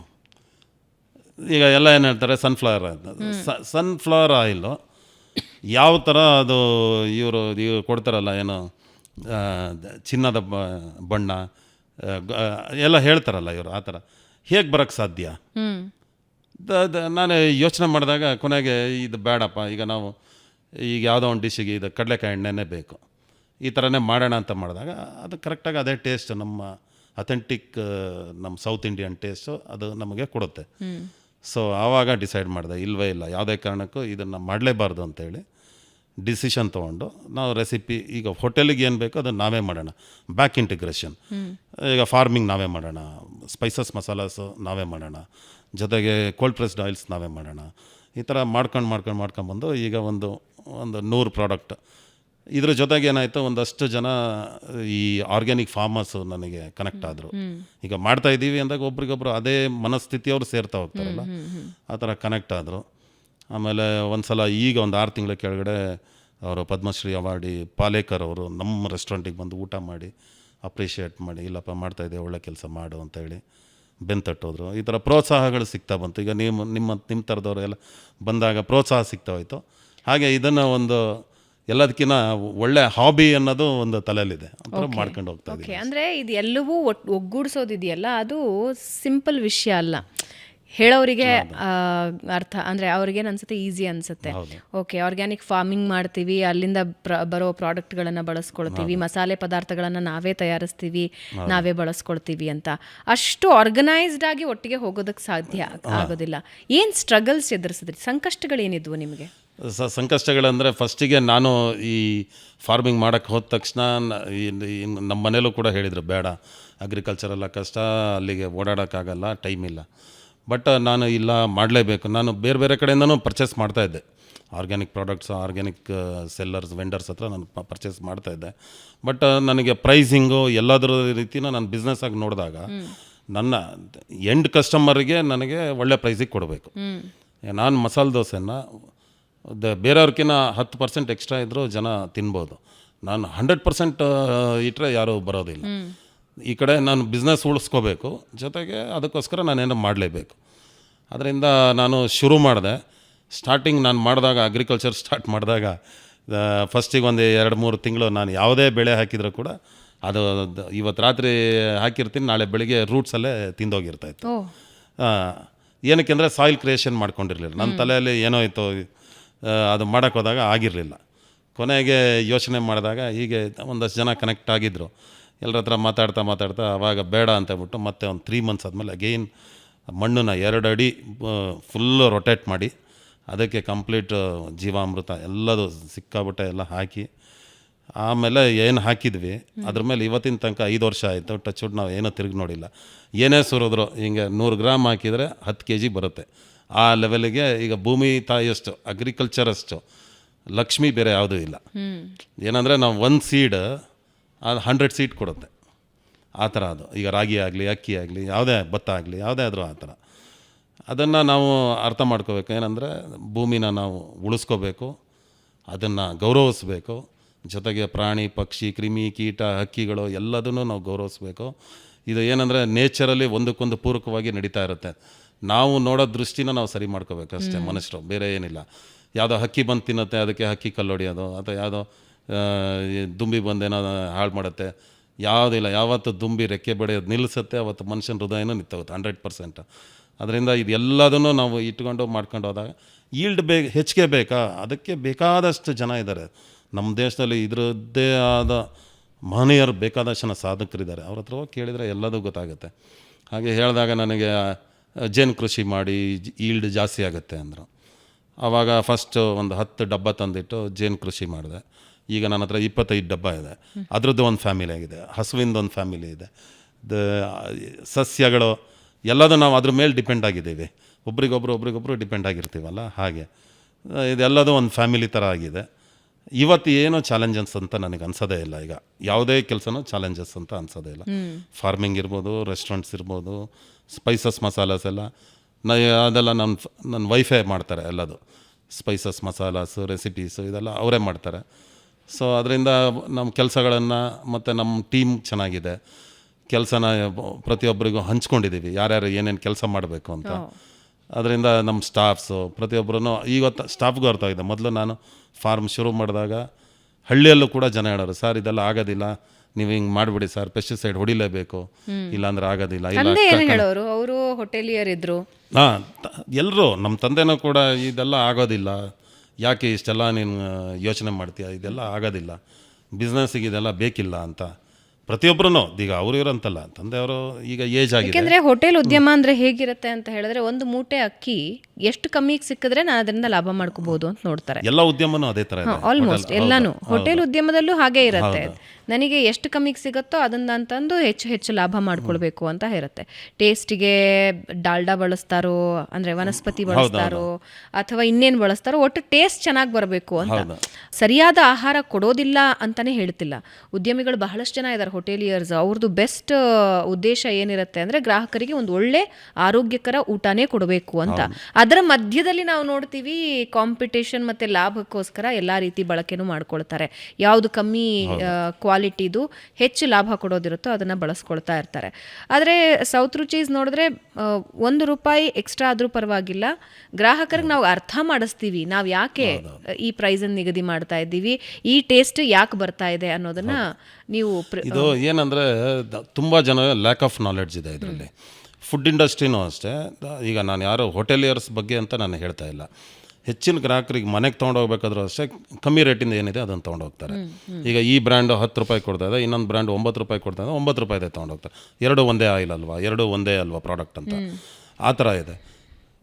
ಮತ್ತು ಇನ್ನೊಂದು ಏನಾಗಿದೆ ಅಂದರೆ ಲ್ಯಾಕ್ ಆಫ್ ನಾಲೆಡ್ಜ್. ತುಂಬ ಜನಕ್ಕೆ ಈಗ ಡಾಲ್ಡಾ ಅಂದರೆ ಏನು, ವನಸ್ಪತಿ ಅಂದರೆ ಏನು ಗೊತ್ತಿಲ್ಲ, ರಿಫೈನ್ಡ್ ಆಯಿಲ್ ಅಂದರೆ ಏನು, ಅಥವಾ ಕ್ರೂಡ್ ವೆಜಿಟೇಬಲ್ ಆಯಿಲ್ ಅಂದರೆ ಏನು, ಇದೆಲ್ಲ ಏನೇನೋ ನೇಮ್ ಕೊಟ್ಟಿದ್ದಾರೆ. ಇದು ಏನಂದ್ರೆ ಜನಕ್ಕೆ ಗೊತ್ತಿಲ್ಲ. ಆಯಿತು, ಪೆಸ್ಟಿಸೈಡ್ಸು, ಇನ್ಸೆಕ್ಟಿಸೈಡ್ಸು, ಗೊಬ್ಬರ, ರಸಗೊಬ್ಬರ ಇದೆಲ್ಲ ಜನಗಳು ನೋಡಿದ್ದಾರೆ ಇವತ್ತು. ಅದರದ್ದು ಪಾಪ ಅವ್ರಿಗೆ ಚಾಯ್ಸ್ ಇಲ್ಲ. ಈಗ ಬೇರೆ ಕಡೆ ಅವೈಲಬಿಲಿಟಿ ಇಲ್ಲ, ಆ ಥರ ಬೆಳೆಯೋರು ಇಲ್ಲ, ಅವೈಲಬಿಲಿಟಿನೂ ಇಲ್ಲ. ಬೆಳೆಯೋರಿಗೂ ಏನಂದರೆ ರೈತರಿಗೆ ಒಂದು ಬೆಳೆದಿದ್ದಕ್ಕೆ ಸರಿಯಾದ ಬೆಲೆನೂ ಸಿಗೋದಿಲ್ಲ, ಅದಕ್ಕೆ ಸರಿಯಾದ ಮಾರ್ಕೆಟ್ ಇಲ್ಲ. ಈ ಥರ ಇದೇನೆಂದರೆ ಒಬ್ರಿಗೊಬ್ಬರು ಪ್ರೋತ್ಸಾಹದಾಯಕವಾಗಿ ಕೆಲಸ ಮಾಡ್ಕೊಂಡು ಹೋದರೆ ಎಲ್ರಿಗೂ ಸಿಗುತ್ತೆ, ಎಲ್ಲದನ್ನೂ ಅವೈಲೇಬಲ್ ಆಗಿ ಮಾಡ್ಬೋದು, ಕೆಲಸನೂ ಮಾಡ್ಕೊತ ಹೋಗ್ಬೋದು. ಅದಕ್ಕೆ ಏನಂದರೆ ಫಸ್ಟು ಈಗ ಒಂದು ಈ ಥರ ಹೇಳ್ಬೋದು, ಏನಂದರೆ ಮಂತ್ರ ಹೇಳ್ತೀವಿ, ಅದರ ಅರ್ಥ ಗೊತ್ತಿರಲ್ಲ. ಸಂಸ್ಕೃತ ಮಂತ್ರ ಹೇಳ್ತೀವಿ, ಅದರ ಅರ್ಥ ಗೊತ್ತಿರಲ್ಲ. ಅದೇ ಥರ ಇದು ಆಗಿದೆ ಜೀವನ. ನಾವೀಗ ಏನೇ ಒಂದು ಕೆಲಸ ಮಾಡ್ತಾಯಿದ್ದೀವಿ, ನಾವು ಏನು ಮಾಡ್ತಾಯಿದ್ದೀವಿ ಅನ್ನೋದು ನಮ್ಗೆ ಗೊತ್ತಿಲ್ಲ. ನಾವು ಒಂದೇ ಒಂದು ಉದ್ದೇಶ ಇಟ್ಕೊಂಡು ಒಂದು ಕೆಲಸ ಮಾಡ್ತಾಯಿರ್ತೀವಿ ಅಷ್ಟೇ. ಈಗ ನಾವೊಂದು ರೆಸ್ಟೋರೆಂಟ್ ನಡೆಸ್ತಾ ಇದ್ದೀನಿ ಅಂದರೆ, ನೀವು ಹೇಳ್ದಾಗೆ ನನ್ನ ಜೀವನ ಮಾಡಬೇಕು ಅಥವಾ ನಾನು ಅದರಲ್ಲಿ ಹೆಚ್ಚು ಲಾಭ ಗಳಿಸಬೇಕು, ನಾನು ತುಂಬ ಚೆನ್ನಾಗಿ ಬದುಕಬೇಕು ಅನ್ನೋದು ಒಂದು ಯೋಚನೆ ಇರುತ್ತೆ. ಬಿಟ್ಟರೆ ಬೇರೆ ಯೋಚನೆ ನಾವು ಅದರಲ್ಲಿ ಮಾಡೋಕ್ಕಾಗೋದಿಲ್ಲ. ಅಂದರೆ ಎವ್ರಿಬಡಿ ಡಸ್ ಅಂತ ನಾನು ಹೇಳ್ತಾ ಇಲ್ಲ. ಬಹಳಷ್ಟು ದೊಡ್ಡ ದೊಡ್ಡ ಹೋಟೆಲಿಯರ್ಸ್ ಇದ್ದಾರೆ, ಅವರ ಉದ್ದೇಶನೂ ಬಹಳ ಹೆಲ್ದಿ ಆಗಿರೋ ಆರೋಗ್ಯಕರವಾದ ಊಟ ಕೊಡಬೇಕು. ಅದಕ್ಕೆ ಹೇಳಿದ್ನಲ್ಲ, ಅವರಿಗೆ ಅವೈಲಬಲ್ ಆಗಿ ಈಗ ತರಕಾರಿ ಬೇಕಂದರೆ ಸಿಗೋದಿಲ್ಲ. ಈಗ ಆರ್ಗ್ಯಾನಿಕ್ ವೆಜಿಟೇಬಲ್ಲೇ ಬೇಕು ಅಂದರೆ ಅವರಿಗೆ ಸಿಗ್ತಾ ಇಲ್ಲ. ಆಯಿಲ್ ಬೇಕಂದರೆ ಈಗ ಕೋಲ್ಡ್ ಪ್ರೆಸ್ಡ್ ಆಯಿಲ್ಸ್ ಎಲ್ಲ ಬಂದಿದೆ, ಅದನ್ನು ಕೆಲವು ರೆಸ್ಟೋರೆಂಟ್ ಅವರು ಈಗ ಚೆನ್ನಾಗಿ ಬಳಸ್ತಾ ಇದ್ದಾರೆ. ಆ ಥರ ಮೊದಲು ಸಿಗ್ತಾ ಇರಲಿಲ್ಲ ಅಥವಾ ನಾಲೆಡ್ಜ್ ಇರಲಿಲ್ಲ. ಈಗ ಏನಾಗಿತ್ತು ಅಂದರೆ ಯಾವುದೋ ಫಾರಿನ್ ಬ್ರ್ಯಾಂಡ್ ಬಂದು ಇವತ್ತು ರಿಫೈನ್ಡ್ ಆಯಿಲ್ ಮಾಡಿಬಿಟ್ಟಿದ್ದೀವಿ, ಇದು ತುಂಬ ಒಳ್ಳೆಯದು ತೊಗೊಳ್ಳಿ ಅಂತ ಇಡೀ ಮಾರ್ಕೆಟಿಗೆ ಕಳಿಸಿದ್ರು. ಮಾರ್ಕೆಟ್ ಅವರೆಲ್ಲ ತೊಗೊಂಡ್ರು, ಏನು ಯೋಚನೆ ಮಾಡಲಿಲ್ಲ. ಅಡ್ವರ್ಟೈಸ್ಮೆಂಟ್ ಬಂತು, ತೊಗೊಂಡ್ರು, ಎಲ್ಲ ಅದನ್ನು ಬಳಸ್ತಾಯಿದ್ರು. ಯಾರಿಗೂ ಗೊತ್ತಾಗಿಲ್ಲ ಅಷ್ಟೇ. ಇದು ಲ್ಯಾಕ್ ಆಫ್ ನಾಲೆಡ್ಜಿಂದ, ಮಾಹಿತಿ ಕೊರತೆಯಿಂದ ಇದೆಲ್ಲ ನಡೆದಿದೆ ಅಷ್ಟೇ. ಯಾರು ತಪ್ಪು ಸರಿ ಅನ್ನೋದಕ್ಕಿಂತ ಮಾಹಿತಿ ಕೊರತೆಯಿಂದ. ಇದಕ್ಕೆ ಈಗ ಕರೆಕ್ಷನ್ಸ್ ಆಗ್ತಿದೆಯಾ ಉದ್ಯಮದಲ್ಲಿ, ಹೋಟೆಲ್ ಉದ್ಯಮದಲ್ಲಿ? ನಿಜವಾಗ್ಲೂ ಆಗ್ತಾಯಿದೆ. ಇವತ್ತು ಜನಗಳಿಗೆ ನಾಲೆಡ್ಜ್ ಬಂದಿದೆ. ಇವತ್ತು ಎಲ್ಲರೂ ವಿದ್ಯಾವಂತರಿದ್ದಾರೆ, ಬುದ್ಧಿವಂತರಿದ್ದಾರೆ. ಮತ್ತು ಈ ಕಾಯಿಲೆಗಳು ಸಿಕ್ಕಾಬಟ್ಟೆ ಆಗ್ತಾಯಿದೆ. ಇದರಿಂದ ಎಲ್ಲದಕ್ಕೂ ತುಂಬ ಜನಕ್ಕೆ ನಾಲೆಡ್ಜ್ ಬಂದಿದೆ. ಏನು ತಿನ್ಬೇಕಾದ್ರೆ ಟ್ರಾನ್ಸ್ ಫ್ಯಾಟ್ ಅಂದರೆ ಏನು, ಅಥವಾ ಯಾವುದನ್ನು ಆಯಿಲ್ ಅಂದರೆ ಏನು, ಅದು ಯಾವ ಥರ ಫುಡ್ ಪ್ರಿಪೇರ್ ಆಗ್ತಾಯಿದೆ, ಹೈಜೀನ್ ಅಂದರೆ ಏನು, ಪ್ರತಿಯೊಬ್ಬರಿಗೂ ಎಲ್ಲದೂ ಒಳ್ಳೇದು ಬೇಕಾಗಿದೆ. ಹಣದ ಕೊರತೆ ಇಲ್ಲ ಇವತ್ತು. ಹಿಂದೆ ಇದೆ 30-40 ವರ್ಷದಿಂದ ಹಣದ ಕೊರತೆ ಇತ್ತು ಜನಕ್ಕೆ. ಇವತ್ತು ಆ ಹಣದ ಕೊರತೆ ಇಲ್ಲ, ಜನ ಕೊಟ್ಟು ಕೊಳ್ಳೋರಿದ್ದಾರೆ. ಅದರಿಂದ ತುಂಬ ಈಗ ಹೋಟೆಲ್ ಅವರಿಗೂ ಇದೊಂಥರ ಏನಾಗಿದೆ, ಅವರು ಸರ್ವೈವಲ್ ಕ್ವಶನ್, ಉಳಿಬೇಕಂದ್ರೆ ಮಾಡಲೇಬೇಕು, ಆ ಥರನೂ ಈಗ ಬರ್ತಾನೆ ಇದೆ. ಸೊ ಅದಕ್ಕೆ ನೀವು ತುಂಬ ಕಡೆ ನೋಡಿರ್ಬೋದು. ಈಗ ನಾವು ಕೋಲ್ಡ್ ಪ್ರೆಸ್ಡ್ ಆಯಿಲೇ ಯೂಸ್ ಮಾಡ್ತಾಯಿದ್ದೀವಿ, ಈ ಥರ ಎಲ್ಲ ಹೋಟೆಲಲ್ಲೇ ಮೊದಲೇ ಮೆನ್ಷನ್ ಮಾಡಿರ್ತಾರೆ. ಶುದ್ಧ ತುಪ್ಪ ಶುದ್ಧ ತುಪ್ಪ ಯೂಸ್ ಮಾಡ್ತೀವಿ, ಇದನ್ನೆಲ್ಲ ಹಾಕ್ತಾ ಇದ್ದಾರೆ. ಈಗ ಆಗಬೇಕಿದು ಬದಲಾವಣೆ ಆಗಬೇಕು. ಏನಂದರೆ ಪರಿಸರನೂ ಉಳಿಬೇಕು, ಜೊತೆಗೆ ಏನಾಗಿದೆ ರೈತರಿಗೂ ಬೆಲೆ ಸಿಗಬೇಕು. ಅವ್ರು ಬೆಳೆದಿರೋ ಈಗ ಹಾರ್ಡ್ಲಿ ನಮ್ಮಲ್ಲಿ ಒಂದು 30% ಲ್ಯಾಂಡ್ ಮಾತ್ರ ಅಗ್ರಿಕಲ್ಚರ್ ಫೀಲ್ಡಲ್ಲಿ ಯುಟಿಲೈಸ್ ಆಗ್ತಾ ಇರೋದು ಅಥವಾ ನಮಗೆ ಪ್ರೊಡಕ್ಟಿವ್ ಆಗಿ ಬರ್ತಾ ಇರೋವಂಥದ್ದು. ಇನ್ನು 70% ಲ್ಯಾಂಡ್ ಒಂದೋ ಯಾರೋ ಶ್ರೀಮಂತ ತೊಗೊಂಡು ಇಟ್ಕೊಂಡಿದ್ದಾನೆ, ಖಾಲಿ ಬಿಟ್ಟಿದ್ದಾನೆ, ಇಲ್ಲ ಇನ್ನೊಂದಷ್ಟು ಖಾಲಿ ಲೇಔಟಾಗಿ 25 ವರ್ಷ ಆಗಿ ಹಂಗೆ ಖಾಲಿ ಬಿದ್ದಿದೆ. ಈ ಥರ ರಿಯಲ್ ಎಸ್ಟೇಟ್ ವ್ಯಾಲ್ಯೂ ಆಗಿಬಿಟ್ಟು ಈಗ ನಿಜವಾಗ್ಲೂ ಮಾಡಬೇಕಾಗಿರೋ ಕೆಲಸ ಮಾಡೋ ಇಂಟ್ರೆಸ್ಟ್ ಇರೋ ರೈತಂಗೆ ಭೂಮಿ ಕೊಳ್ಳೋಕ್ಕಾಗಲ್ಲ, ಇರೋರು ಕೆಲಸ ಮಾಡ್ತಾ ಇಲ್ಲ. ಈ ಥರ ಆಗಿದೆ. ನಾಳೆ ದಿವಸ ಮುಂದಿನ ದಿನಗಳಲ್ಲಿ ಜನ ಏನು ತಿನ್ನಬೇಕು ಇದೆಲ್ಲ ಯೋಚನೆ ಮಾಡಬೇಕಾಗತ್ತೆ. ಅದರಿಂದ ಇದೇನೆಂದರೆ ಇದು ಸರ್ಕಾರ ಇದ್ರ ಬಗ್ಗೆ ಈ ನಿಟ್ಟಿನಲ್ಲಿ ಎಲ್ಲ ಥರ ಡಿಪಾರ್ಟ್ಮೆಂಟ್ಸ್ ಇದೆ. ಈ ಫುಡ್ ಕಂಟ್ರೋಲ್ ಡಿಪಾರ್ಟ್ಮೆಂಟ್ಸ್ ಇದೆಯಲ್ಲ, ಅದು ವರ್ಕ್ ಹೆಂಗೆ ಮಾಡ್ತಾ ಇದೆ? ಸಫಿಷಿಯೆಂಟ್ಲಿ ವರ್ಕ್ ಮಾಡ್ತಾ ಇದೆಯಾ ಅಥವಾ ಸುಮ್ಮನೆ ನಾಮಕಾವಾಸ್ತೆ ವರ್ಕ್ ಮಾಡ್ತಿದೆಯಾ? ನಿಜವಾಗ್ಲೂ ಇನ್ಸ್ಪೆಕ್ಷನ್ಸ್ ಆಗಿ ಕೆಟ್ಟ ಹೋಟೆಲ್ಗಳು ಕಂಪ್ಲೀಟಾಗಿ ಬಂದ್ ಆಗ್ಬಿಡತ್ವಾ ಅಥವಾ 2 ದಿನ ಹೋದ್ಮೇಲೆ ಮತ್ತೆ ತೆಗಿತಾರಾ? ಹೆಂಗೆ ಫುಡ್ ಇಂಡಸ್ಟ್ರಿ? ಇಲ್ಲ ಅವರು ಈಗ FSSAI ಅಂತ ಒಂದು ಡಿಪಾರ್ಟ್ಮೆಂಟ್ ಇದೆ. ಅವರು ರೆಗ್ಯುಲರ್ ಆಗಿ ಎವ್ರಿ 15 days 1 month ನಮ್ಮ ಹೋಟೆಲ್ ಅಸೋಸಿಯೇಷನ್ಗೆ ಹೇಳಿ ಎಲ್ಲ ಟ್ರೈನಿಂಗ್ ಪ್ರೋಗ್ರಾಮ್ಸ್ ಎಲ್ಲ ನಡೆಸ್ತಾ ಇರ್ತಾರೆ. ಈಗ ನಮ್ಮಲ್ಲಿ ಯಾರೋ ಹೊಸ ಸ್ಟಾಫ್ ಬಂದ, ನಾವು ಕಳಿಸಿರೋ ಪಾಪ ಅವರು ಫ್ರೀ ಆಫ್ ಕಾಸ್ಟಲ್ಲಿ ಟ್ರೈನಿಂಗ್ ಮಾಡ್ತಾರೆ. ಹೇಗೆ ಅಂದರೆ first hazard analysis control critical control program ಅಂತ, ಇದನ್ನು HACCP ಇದನ್ನು ಕ್ಲೀನಾಗಿ ಅವರಿಗೆ ಯಾವ ಥರ ಒಂದು ನೇಲ್ ಕಟ್ಟಿಂಗ್ ಇರ್ಬೋದು, ಹೇರ್ ಕಟ್ಟಿಂಗ್ ಇರ್ಬೋದು, ಆಮೇಲೆ ಹೈಜೀನು ಡೈಲಿ ಸ್ನಾನ ಮಾಡಿ ಬರಬೇಕು, ಆಮೇಲೆ ಯೂನಿಫಾರ್ಮ್ಸ್ ಯಾವ ಥರ ಇರಬೇಕು, ಆಮೇಲೆ ಮಾಸ್ಕ್ ಹಾಕೋಬೇಕು, ಇದನ್ನೆಲ್ಲ ಒಂದು ಬೇಸಿಕ್ ನಾಲೆಡ್ಜನ್ನು ಟ್ರೈನಿಂಗನ್ನು ಇದು ಹಿಂದಿನ ಕಾಲದಲ್ಲಿ ಎಲ್ಲರೂ ಮನೆಗಳಲ್ಲಿರೋದು ಮಡಿ ಅಂತ ಕಿಚನ್ಗೆ ಯಾರು ಸಣ್ಣ ಮಕ್ಕಳನ್ನ ಬಿಡ್ತಾ ಇರಲಿಲ್ಲ. ಸೇಮ್ ಥಿಂಗ್ ಈಗ ಇದರಲ್ಲೂ ನಮಗೆಲ್ಲ ಹೇಳ್ಕೊಡ್ತಾ ಇದ್ದಾರೆ. ಗಲೀಜು ಇನ್ನೊಂದು ಮತ್ತೊಂದು ಈಗ ಏನಾಗಿದೆ ಕ್ವಾಲಿಟಿ ಫುಡ್ ಅಂದರೆ ಈಗ ಬೇಸಿಕ್ ಇಂಗ್ರೀಡಿಯೆಂಟ್ಸೇ ಮಾರ್ಕೆಟಲ್ಲಿ ಏನಾಗಿದೆ ಕಂಟಾಮಿನೇಟೆಡು ತುಂಬ ಇದೆ. ಈಗ ನಾನು ಹೇಳ್ದಂಗೆ ಆಯಿಲ್ಸ್ ಅದೇ ಥರ ಇದೆ, ಟ್ರಾನ್ಸ್ಫ್ಯಾಟ್ಗಳಿದೆ, ತುಪ್ಪಗಳಿದೆ, ಅಥವಾ ಈ ಥರ ಬೇಕಾದಷ್ಟು ತರಕಾರಿಗಳು ಈ ಥರ ಅದು ಅವ್ರ ಕೈಯಲ್ಲಿ ಇಲ್ಲ ಅಂತ ಅನಿಸುತ್ತೆ. ಇದೇನಂದರೆ ಸರ್ಕಾರ ಎಲ್ಲ ಡಿಪಾರ್ಟ್ಮೆಂಟ್ ಸೇರಿ ಕೆಲಸ ಮಾಡಿದ್ರಾಗತ್ತೆ. ಈಗ ಅಗ್ರಿಕಲ್ಚರ್ ಡಿಪಾರ್ಟ್ಮೆಂಟು, ಫುಡ್ ಡಿಪಾರ್ಟ್ಮೆಂಟು, ಆಮೇಲೆ ಈಗ MSME ಡಿಪಾರ್ಟ್ಮೆಂಟ್ ಎಲ್ಲರೂ ಸೇರಿ ಮಾಡಿದಾಗ ಒಂದಕ್ಕೊಂದು ಆಗುತ್ತೆ. ಈಗ ಅಗ್ರಿಕಲ್ಚರ್ ಡಿಪಾರ್ಟ್ಮೆಂಟಲ್ಲಿ ರೈತರಿಗೆ ಪ್ರೋತ್ಸಾಹ ಮಾಡಬೇಕು. ಅವರಿಗೆ ಈಗ ಒಂದು ಮಳೆಗಾಲ ಶುರು ಆಯಿತು, ಮುಂಗಾರು, ಇಮ್ಮಿಡಿಯೇಟಾಗಿ ಅದಕ್ಕಿಂತ 15 ದಿವಸ ಮುಂಚೆಯಿಂದನೇ ಅವರು ರೈತರಿಗೆ ನೀವು ರೆಡಿ ಇರಪ್ಪ, ನಿಮಗೇನೋ ಟ್ರ್ಯಾಕ್ಟರ್ ಬೇಕಾ ಹೊಲ ಉಳೋಕ್ಕೆ ಅಥವಾ ಇನ್ನೊಂದು ಏನು ವ್ಯವಸ್ಥೆ ಬೇಕೋ ಏನು ಮಾಡಿದ್ದೀರಾ ಅದನ್ನೆಲ್ಲ ಅವ್ರು ಮಾಡ್ತಾ ಬರಬೇಕು ಅಂತ ನಾನು ಅನ್ಕೊತೀನಿ ಫಸ್ಟ್. ಆಮೇಲೆ ನಿಮ್ಮ ಹತ್ರ ಬಿತ್ತನೆ ಬೀಜ ಇದೆಯಾ ಅಥವಾ ಈಗ ನಾವೆಲ್ಲ ಏನಂದರೆ ನಮ್ಮ ಹತ್ರ ಬಿತ್ತನೆ ಬೀಜ ನಮ್ಮ ಹತ್ರ ಇದ್ದಿದ್ದು ನಮ್ಮ ಅಜ್ಜಿ ಹತ್ರ ಒಂದು 4 ಎಕರೆ ಇದ್ದಿದ್ದು ಅಷ್ಟೇ.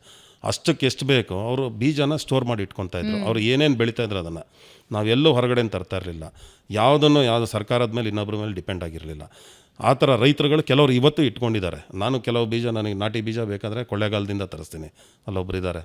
ಆ ಥರ ಕೆಲವರು ಇಲ್ಲ ಅಂದರೆ ಸರ್ಕಾರನೇ ಕೇಳಬೇಕು ವಾಲಂಟಿಯರಾಗಿ, ನಿಮಗೇನು ಬೇಕು ರೆಡಿ ಇದೆಯಾ ಈ ಥರ. ಆಮೇಲೆ ನೀವು ರೈತರು ನೀವು ಹಸು ಅಥವಾ ಕುರಿ ಇನ್ನೊಂದು ಪ್ರಾಣಿಗಳನ್ನ ಸಾಕಬೇಕು. ಅವರು ಡೊಮೆಸ್ಟಿಕ್ ಅನಿಮಲ್ಸ್ ಇದ್ದಿದ್ದನ್ನು ಸಾಕಬೇಕು. ಅದಕ್ಕೆ ಏನು ಪ್ರೋತ್ಸಾಹ ಬೇಕು? ಎಲ್ಲದನ್ನು ನೀವು ಕಮರ್ಷಿಯಲ್ ಆಗಿ ನೋಡೋಕ್ಕಾಗೋದೇ ಇಲ್ಲ. ಅದಕ್ಕೆ ಏನು ನಿಮಗೆ ಸಪೋರ್ಟ್ ಬೇಕು? ಅನಿಮಲ್ ಹಸ್ಬೆಂಡ್ರಿನೂ ಇದೆ, ಇಲ್ಲಿ ನಮ್ಮಲ್ಲಿ ಡಿಪಾರ್ಟ್ಮೆಂಟ್ ಇದೆ. ಈ ಥರ ಒಬ್ರಿಗೊಬ್ಬರು ಮನಸ್ಸು ಮಾಡಿದರೆ ಡೆಫಿನೆಟಾಗಿ ನಮ್ಮ ರಾಜ್ಯದಲ್ಲಿ ಈಗ ನಾನು ಹೇಳ್ದಂಗೆ ಒಂದು 25-30% ಅಗ್ರಿಕಲ್ಚರ್ ಫೀಲ್ಡು ವರ್ಕ್ ಆಗ್ತಾಯಿದೆ ಅಷ್ಟೇ. 70-75% ವರ್ಕ್ ಆಗ್ತಾಯಿಲ್ಲ. ಎಲ್ಲದೂ ಅದರ ಸಫಿಷಿಯೆಂಟಾಗಿ ಎಲ್ರಿಗೂ ಒಳ್ಳೆಯ ಆಹಾರ ಸಿಕ್ಕಿ ಎಲ್ಲರೂ ಹೆಲ್ದಿಯಾಗಿ ಬದುಕ್ಬೋದು. ಇದ್ರ ಬಗ್ಗೆ ಅವರು ವರ್ಕ್ ಮಾಡಬೇಕಷ್ಟೇ. ಓಕೆ, ಗೌರ್ಮೆಂಟಿಂದನೂ ಬಹಳಷ್ಟು ವರ್ಕ್ಗಳಾಗಬೇಕಾಗಿದೆ. ಹೋಟೆಲ್ ಉದ್ಯಮ ಅಥವಾ ರೆಸ್ಟೋರೆಂಟ್ ಉದ್ಯಮ ಹೌ ಚಾಲೆಂಜಿಂಗ್ ಇಟ್ ಈಸ್? ಯಾವ ರೀತಿ ಅಂದರೆ ಈಗ ಬಹಳಷ್ಟು ಜನ ಫುಡ್ ಇಂಡಸ್ಟ್ರಿಗೆ, ಹಾಸ್ಪಿಟಾಲಿಟಿ ಇಂಡಸ್ಟ್ರಿಗೆ ಹೋಗಬೇಕು ಅಂತ ಅಂದ್ಕೊಳ್ತಾರೆ. ನಮ್ಮದು ಒಂದು ಸಣ್ಣ ರೆಸ್ಟೋರೆಂಟ್ ಇರಬೇಕು, ನಾವು ಕುಕ್ಕಿಂಗಲ್ಲಿ ಇಂಟ್ರೆಸ್ಟೆಡ್ ಇದ್ದೀವಿ ಅಥವಾ ಇಂಥ ಉದ್ಯಮದಲ್ಲಿ ಇಂಟ್ರೆಸ್ಟ್ ಇದ್ದೀವಿ ಅಂತ ಬಹಳ ಯುವ ಉದ್ಯಮಿಗಳು ಬರ್ತಾ ಇದ್ದಾರೆ. ಬಟ್ ನಾನು ಒಂದು ಅಬ್ಸರ್ವ್ ಮಾಡಿದ್ದೀನಿ, ಎಲ್ಲರಿಗೂ ಈ ಉದ್ಯಮ ಅಲ್ಲ. ನಾನು ಇರೋ ಜಾಗದಲ್ಲೇ ಆ ರೋಡಲ್ಲಿ ಒಂದೇ ಒಂದು 2-3 ರೆಸ್ಟೋರೆಂಟ್ಗಳು 2 ವರ್ಷದಲ್ಲಿ ಒಂದು 5 ಜನ ಬದಲಾಗಿರೋದನ್ನು ನೋಡಿದ್ದೀನಿ. ಬದಲಾಗಿ ಇನ್ನೊಬ್ರು ಶುರು ಮಾಡ್ತಾರೆ, ಅದು ಬದಲಾಗಿ ಇನ್ನೊಬ್ರು ಶುರು ಮಾಡ್ತಾರೆ. ಕೀ ಪಾಯಿಂಟ್ಸ್ ಏನು? ಒಂದು ಹೋಟೆಲ್ ಉದ್ಯಮ ಅಥವಾ ರೆಸ್ಟೋರೆಂಟ್ ಉದ್ಯಮ ಶುರು ಮಾಡಬೇಕು ಅಂದರೆ ಏನು ಗಮನದಲ್ಲಿ ಇಟ್ಕೋಬೇಕು? ಗಮನದಲ್ಲಿ ಅಂದರೆ ಒಂದು ಫಸ್ಟ್ ಥಿಂಗ್ ಈಸ್ ಪ್ಯಾಷನ್, ಅದು ಎಲ್ಲದರಲ್ಲೂ ಬೇಕು. ಅದೇ ಥರ ಇದು ಏನಂದರೆ hotel industry is A creative industry.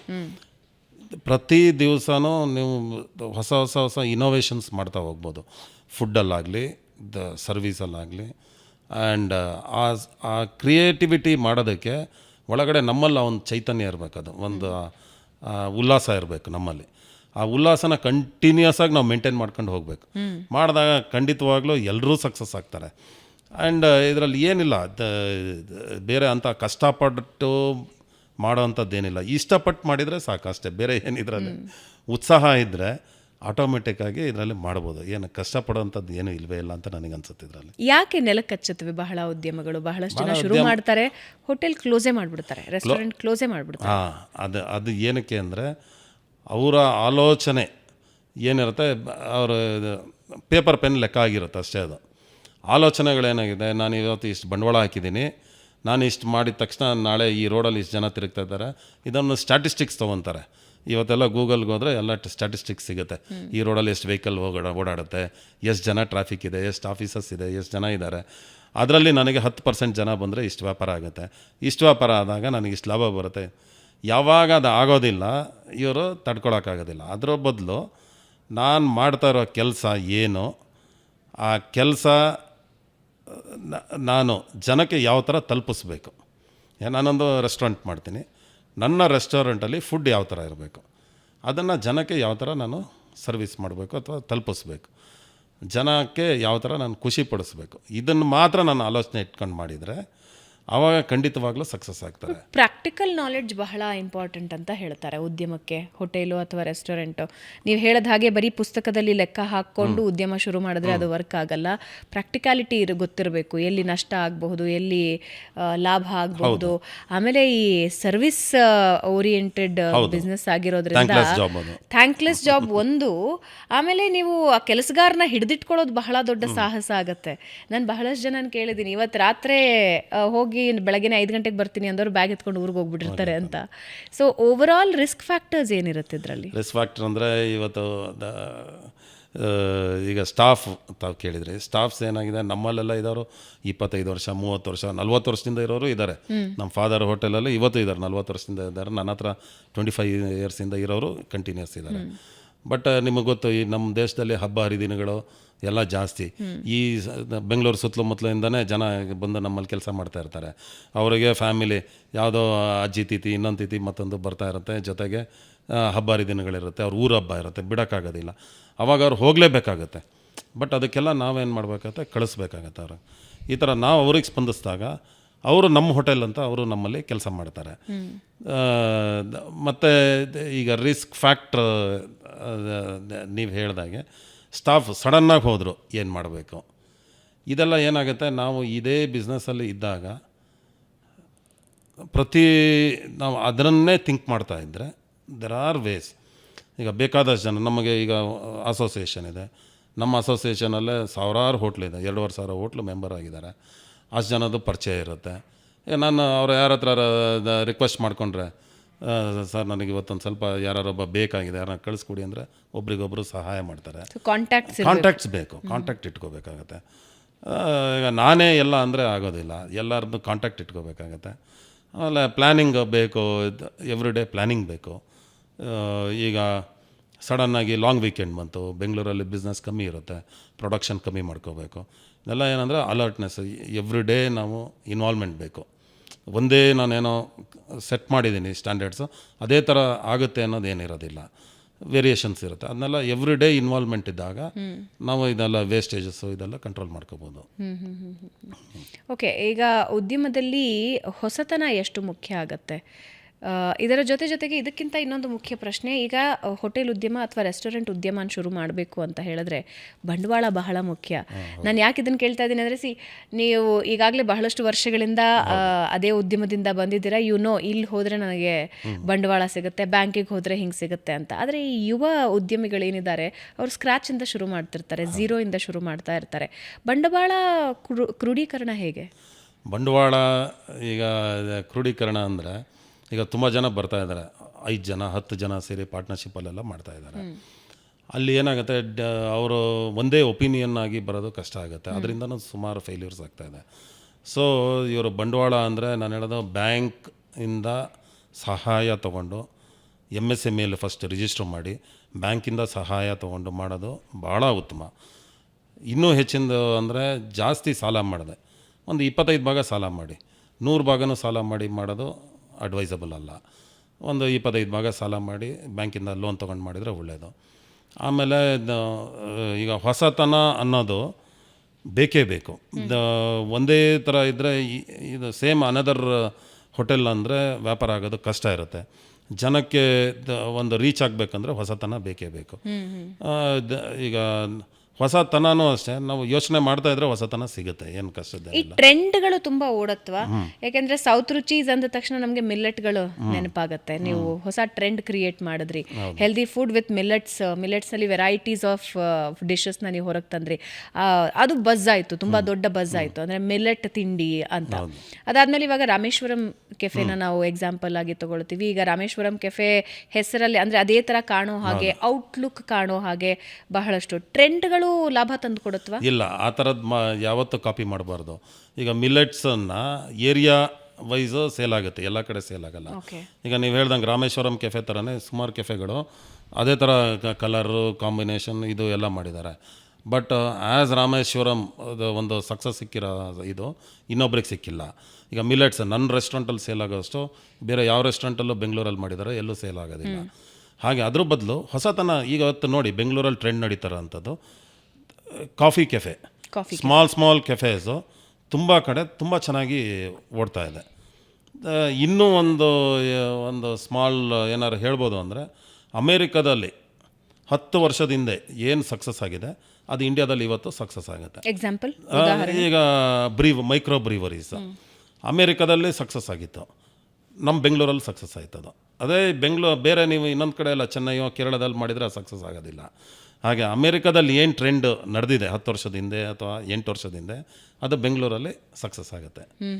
100% success ಆಗುತ್ತೆ. ಇಲ್ಲಿ ಮೈಂಡ್ ಸೆಟ್ ನಮ್ಮದು ಕರೆಕ್ಟ್, ಅವರಿಗೂ ನಮಗೂ ಮ್ಯಾಚ್ ಆಗುತ್ತೆ ಆ ಥರ. ಬಟ್ ಏನಂದರೆ ಆ ನೇಟಿವ್ ಟೇಸ್ಟ್ ಕೊಡದೇ ಇರೋದು ಹೊರತು ಅದು ಕ್ಲಿಕ್ ಆಗಲ್ಲ. ಹೌದೌದು, ನೇಟಿವ್ ಟೇಸ್ಟ್ ಬೇಕು. ಯಾಕಂದರೆ ನಾವು ಬೆಂಗಳೂರವರು ಫಿಲ್ಟರ್ ಕಾಫಿ ಕುಡಿದು ಬೇರೆ ಯಾವುದೋ ಎಸ್ಪ್ರೆಸೋ ಕ್ಯಾಪಚಿನೋ ಯಾವ್ದು ಕೊಟ್ರು ನಾವು ಒಂದ್ಸಲ ಹೋಗಿ ಟೈಮ್ ಪಾಸ್ ಮಾಡೋದು ಬಿಟ್ರೆ ಮತ್ತೆ ಅದನ್ನು ಕುಡಿಯೋಕ್ಕಾಗೋದಿಲ್ಲ. ಈ ಫಿಲ್ಟರ್ ಕಾಫಿ, ಬೆಂಗಳೂರು ಇಡ್ಲಿ, ಬೆಂಗಳೂರು ಮಸಾಲೆ ದೋಸೆ ಇದೆಲ್ಲ ಹೇಳ್ತಾರಲ್ಲ ವರ್ಲ್ಡ್ ಏನೋ 10 ಮೋಸ್ಟ್ ಇದೇನು ಡಿಸೈರಬಲ್ ಡಿಶಸಲ್ಲಿ ಇಡ್ಲಿ ಆ್ಯಂಡ್ ಪಿಜ್ಜಾ ಥರನೇ idli and masala dosa one of the ಇದು. ಹಾಗೆ ಇದು ಇಲ್ಲಿ ಟೇಸ್ಟು ಬೇರೆ ಎಲ್ಲೂ ಬರೋದೇ ಇಲ್ಲ. ಇದು ಟೇಸ್ಟ್ ಕ್ರಿಯೇಟಿವಿಟಿಗೆ ಇಲ್ಲಿ ಜಾಗ ಇದೆ, ಹೊಸತನಕ್ಕೆ ಜಾಗ ಇದೆ. ಹಾಂ ಇದೆ, ಖಂಡಿತವಾಗ್ಲೂ ಇದೆ. ಕ್ರಿಯೇಟಿವಿಟಿ ಬೇಕು. ಅದನ್ನು ಕ್ರಿಯೇಟಿವಿಟಿ ಇನ್ ದ ಸೆನ್ಸ್ ಏನಂದರೆ ಈಗ ಏನೋ ದೋಸೆನೇ ಪಿಜ್ಜಾ ದೋಸೆ, ಇನ್ನೊಂದು ದೋಸೆ ಅದೆಲ್ಲ ಆಗೋದಿಲ್ಲ. ನನಗೆ ಅತ್ಯಂತ ಕಷ್ಟಕರವಾದದ್ದು ಅಂದರೆ ಈ ದೋಸಾನ ಎಷ್ಟು ಹಾಳು ಮಾಡಿ ಅಂದರೆ ಅದ್ರ ಬದಲು ಅಂದರೆ ಒಂದು ಸಿಂಪಲ್ ದೋಸಾನ, ಟೇಸ್ಟಿ ದೋಸಾನ 1000 ವೆರೈಟಿ ಅಂತಾರೆ, 100 ವೆರೈಟಿ ಅಂತಾರೆ, ಪಿಜ್ಜಾ ದೋಸಾ ಅಂತ ಹೇಳ್ತಾರೆ, ಮತ್ತಿನ್ನೇನೇನೇನೋ ಹಾಕ್ತಾರೆ. ಇಲ್ಲ ಅವ್ರ ಮೇಲೆ ಸಿಟ್ಟು ಬರುತ್ತೆ ನನಗೆ. ಹೌದು, ಖಂಡಿತವಾಗ್ಲು. ಅದ್ರ ಬದಲು ನಮ್ಮ ದೋಸೆನೇ ಇನ್ನೂ ಯಾವ ಥರ ಕ್ರಿಸ್ಪಿ ಆಗಿ ಕೊಡ್ಬೋದಾ ಅಥವಾ ಯಾವ ಥರ ಕೊಡ್ಬೋದು, ಪ್ರೆಸೆಂಟೇಷನಲ್ಲಿ ಏನು ಬೇಕಾದ್ರೂ ಚೇಂಜಸ್ ಮಾಡ್ಬೋದು. ಈಗ ಟ್ರಯಾಂಗಲ್ ಮಾಡ್ತಾರೆ ಅಥವಾ ಒಂದು ಫೋಲ್ಡ್ ಮಾಡ್ತಾರೆ, ರೋಲ್ ಮಾಡ್ತಾರೆ, ಆ ಥರ ಪ್ರೆಸೆಂಟೇಷನ್ ಮಾಡ್ಬೋದು. ಬಟ್ ಅದನ್ನು ನಾವು ಏನೋ ಪಿಜ್ಜಾ ದೋಸೆ ಅಥವಾ ಇನ್ನೊಂದು ಥರ ಚಾಕ್ಲೇಟ್ ದೋಸೆ, ಪಿಜ್ಜಾ ದೋಸೆ ಯಾವುದೋ ಅದು ವರ್ಕ್ ಆಗೋದಿಲ್ಲ ಅದೆಲ್ಲ. ಬಟ್ ತುಂಬ ಜನರಿಗೆ ಅದೊಂದು ದೊಡ್ಡ ವ್ಯಾಪಾರ ತಂದು ಕೊಟ್ಟಿದೆ. ಮಾಡಿದ್ದಾರೆ, ಬಟ್ ಫಾರ್ ಸಮ್ ಟೈಮ್ ಓಡುತ್ತೆ, 1 ತಿಂಗಳು 2 ತಿಂಗಳು ಅಥವಾ ಏನೋ ಫುಡ್ ಫೆಸ್ಟಿವಲ್ಸ್ ಅಂತ ಮಾಡ್ತಾರೆ, ಆ ಟೈಮಲ್ಲೇ ರೆಸ್ಟೋರೆಂಟಲ್ಲಿ ಮಾಡಿರ್ತಾರೆ. ಬಟ್ ಆ ಟೈಮ್ ಆದ ತಕ್ಷಣ ಮತ್ತೆ ಓಡೋದಿಲ್ಲ, ಮೆನುವಿಂದ ಹೊರಗಡೆ ಹೋಗಿರುತ್ತದೆ. ಹೆಚ್ಚಿನ ಹೋಟೆಲ್ ನೋಡಿ ಆ ಥರದ್ದೆಲ್ಲ ಯಾವ್ದು ಬಂದಿದ್ದು ಉಳಿದಿಲ್ಲ. ಅದು ಅಥೆಂಟಿಕ್ ಯಾವತ್ತಿದೆ ಅದು ಕಂಟಿನ್ಯೂಸ್ ಆಗಿ 50 ವರ್ಷ 100 ವರ್ಷ ರೆಸ್ಟೋರೆಂಟ್ಗಳು ಬೆಂಗಳೂರು ಅಂತ ಊರುಗಳಲ್ಲಿದೆ.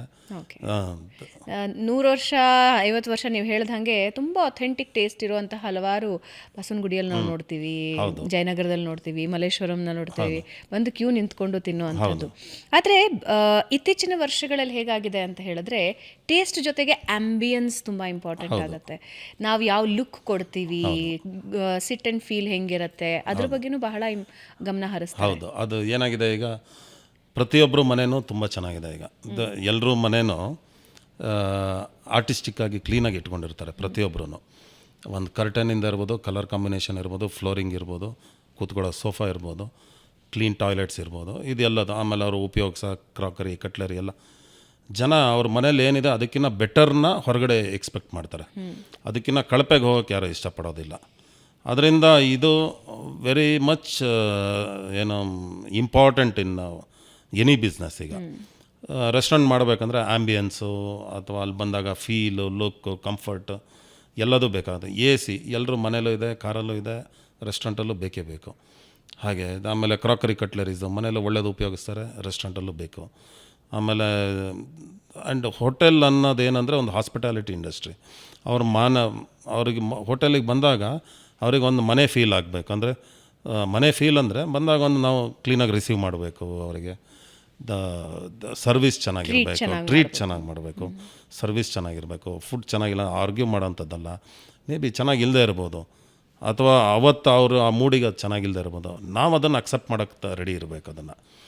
ಅದನ್ನು ನಾವು ವಾಪಸ್ ತೊಗೊಂಡು ಅವ್ರಿಗೆ ಯಾವ ಥರ ಇದು ಮಾಡೋದು. ಅವಾಗೇನಾಗುತ್ತೆ, ಆ ಜನಗಳಿಗೆ ಒಂದು ಖುಷಿ ಆಗ್ತಾ ಹೋಗುತ್ತೆ ಅಷ್ಟೇ. ಇಷ್ಟ ಅಲ್ಲ, ಅದು ಮ್ಯಾಟರ್ ಆಗುತ್ತಾ ಅಂತ. ಯಾಕಂದರೆ ನಾನು ಬಹಳಷ್ಟು ಸಣ್ಣ ಸಣ್ಣ ರೆಸ್ಟೋರೆಂಟ್ಗಳಿಗೆ ಹೋಗಿದ್ದೀವಿ. ನಿಲ್ಲೋದಕ್ಕೂ ಜಾಗ ಇರೋದಿಲ್ಲ, ಕೂತ್ಕೊಳ್ಳೋದಕ್ಕೆ ಜಾಗ ಇರೋದಿಲ್ಲ, ಆದರೆ ಟೇಸ್ಟಿಗೆ ಹೋಗ್ತಾರೆ ಜನ. ಕಿಕ್ಕಿರಿದು ತುಂಬಿಕೊಂಡಿರ್ತಾರೆ, ಒಂದು ಅರ್ಧ ಕಿಲೋಮೀಟ್ರ್ ಕ್ಯೂ ಇರುತ್ತೆ. ಈಗ ಕಮ್ಮಿ ಆಯಿತು. ಅದು ದರ್ಶಿನೀಸ್ ಅನ್ನೋದು ಒಂದು ಕಾನ್ಸೆಪ್ಟ್ ಇತ್ತು. 2000 ಸ್ಟಾರ್ಟ್ ಆಗಿದೆ. 95ಇಂದ 2000 ಸ್ಟಾರ್ಟ್ ಆಗಿದ್ದು ಒಂದು 10 years ಇತ್ತು.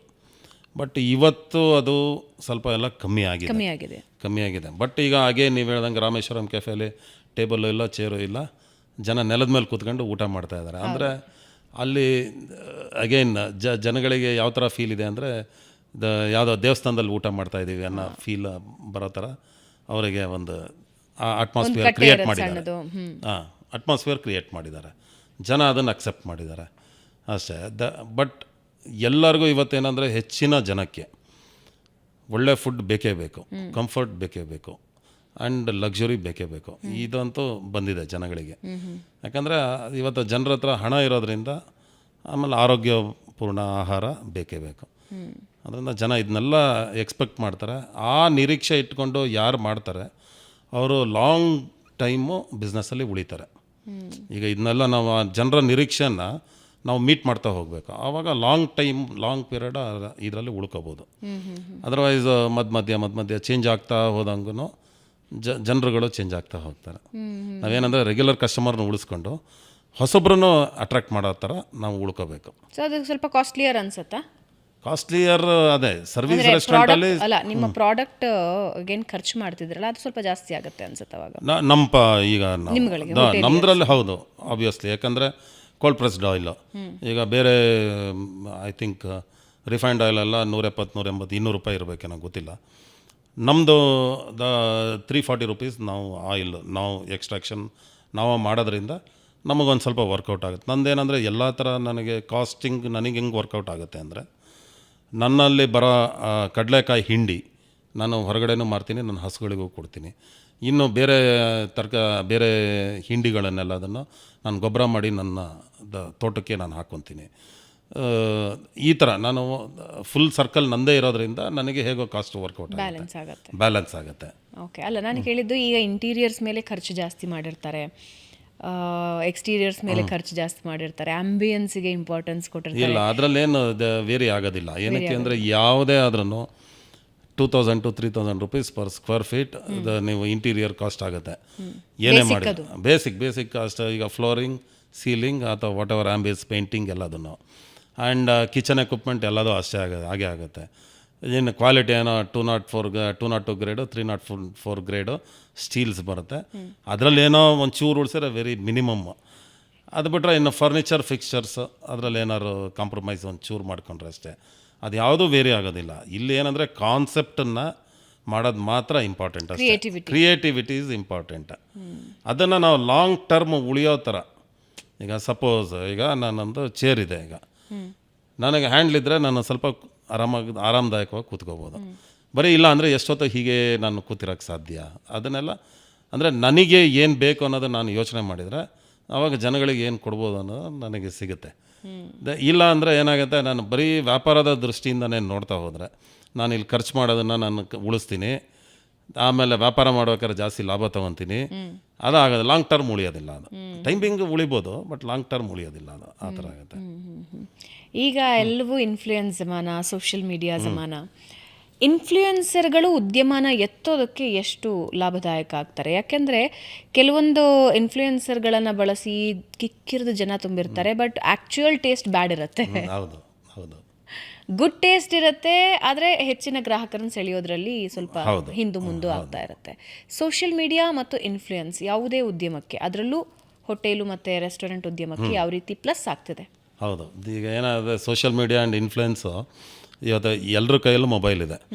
ಜನ ಅವನಿಗೆ ಒಂದು ನಿಮಿಷ ಫ್ರೀ ಟೈಮ್ ಇದೆ ಅಂದ್ರೂ ಸೋಷಿಯಲ್ ಇದನ್ನು ಯಾವುದೋ ಒಂದು ಮೀಡಿಯಾನ ಓಪನ್ ಮಾಡ್ಕೊಂಡಿರ್ತಾನೆ, ನೋಡ್ತಾ ಇರ್ತಾನೆ. ಅದರಿಂದ ಒಂದು ಇನ್ಫ್ಲುಯೆನ್ಸ್ ಅಂತೂ ಜನಕ್ಕೆ ಆಗೇ ಆಗುತ್ತೆ. ಏನೋ ಒಂದು ವಿಶೇಷವಾಗಿ ಅಲ್ಲೂ ಅಗೇನ್ ಏನು ಗೊತ್ತಾ, ಸೋಷಿಯಲ್ ಮೀಡಿಯಾ ಇನ್ಫ್ಲುಯೆನ್ಸರ್ ಯಾರಿದ್ದಾರೆ ಅವ್ರ ಕ್ರಿಯೇಟಿವಿಟಿ ಮೇಲೆ ಡಿಪೆಂಡ್ ಆಗುತ್ತೆ. ಅವ್ರು ಮಾತಾಡೋ ರೀತಿ, ಅವರು ತೋರಿಸೋ ರೀತಿ, ಅದು ಯಾವ ಥರ ಇದೆ, ಅದು ಜನಕ್ಕೆ ಅಟ್ರಾಕ್ಟ್ ಆದಾಗ ಒಂದು ಸಲ ಹೋಗಿ ನೋಡ್ತಾರೆ. ಅದು ವರ್ಕ್ ಆಗುತ್ತೆ. ಎಷ್ಟು ಪರ್ಸೆಂಟ್ ವರ್ಕ್ ಆಗುತ್ತೆ? ಎಷ್ಟು ಪರ್ಸೆಂಟ್ ಅನ್ನೋಕ್ಕಿಂತ ಈಗ ಈಗ anything, marketing is very important. Any business marketing is very important. ಜನಕ್ಕೆ ರೀಚ್ ಆಗಬೇಕು. ಇಲ್ಲಾಂದರೆ ಈಗ ಆಯಾಯ ಏರಿಯಾದಲ್ಲಿರೋರು ಅಲ್ಲಲ್ಲೇ ಇರ್ತಾರೆ. ಹೊಸದನ್ನು ಹೋಗಿ ನೋಡಬೇಕು ಅಂದರೆ ಮಾರ್ಕೆಟಿಂಗ್ ಬೇಕೇ ಬೇಕು. ಆಮೇಲೆ ಅವ್ರು ಬಂದಾಗ ರಿಯಾಲಿಟಿ ಅವ್ರಿಗೆ ಸಿಗಬೇಕು ಗ್ರಾಹಕರಿಗೆ. ಸಿಕ್ಕಿಲ್ಲ ಅಂದರೆ ಅವರಿಗೆ ಭ್ರಮನಿರಸನ ಆಗುತ್ತೆ. ಆಮೇಲೆ ಇವರು ಅದರಲ್ಲಿ ಕೆಲವುದು ಏನು ರಾಂಗ್ ಇದಾಗ್ತಾ ಇದೆ ಅಂದರೆ, ಇಲ್ಲದೆ ಇರೋದನ್ನೆಲ್ಲ ಮಾತಾಡ್ತಾ ಇದ್ದಾರೆ. ಇವರಿಗೆ ಏನು ಡೈಲಿ ಇಷ್ಟು ವ್ಯಾಪಾರ ಮಾಡ್ತಾರೆ, ಅಷ್ಟು ಲಾಭ ಆಗ್ತಾಯಿದೆ, ಜನಕ್ಕೆ ಅದೊಂದು ಅಟ್ರಾಕ್ಷನ್ನು. ಇದೆಲ್ಲ ಜನಗಳಿಗೆ ಏನಂದರೆ ದಾರಿ ತಪ್ಪಿಸೋ ಕೆಲಸಗಳು ನಡೀತಾ ಇದೆ. ಅದನ್ನು ಮಾಡೋದು ಬಿಟ್ಬಿಟ್ಟು ಆ್ಯಕ್ಚುಯಲ್ ಏನಿದೆ ಮಾಡಿದರೆ ಇನ್ಫ್ಲೂಯೆನ್ಸರ್ ವೃತ್ತಿಗೂ ಒಂದು ಗೌರವ ಇರುತ್ತೆ, ಅವ್ರ ಕ್ರಿಯೇಟಿವಿಟಿಗೂ ಒಂದು ಗೌರವ ಇರುತ್ತೆ. ಆ್ಯಂಡ್ ಆ ಉದ್ಯಮ ಯಾರು ಮಾಡ್ತಾ ಇದ್ದಾನೆ ಅವನದು ಅಷ್ಟೇ ಒಂದು ಅವನಿಂದನೂ ಕೂಡ ಯಾರಿಗೂ ಒಂದು ಮೋಸ ಆಗದೆ ಇರೋ ಥರ ನಡೆಯುತ್ತೆ ಅದು. ಓಕೆ.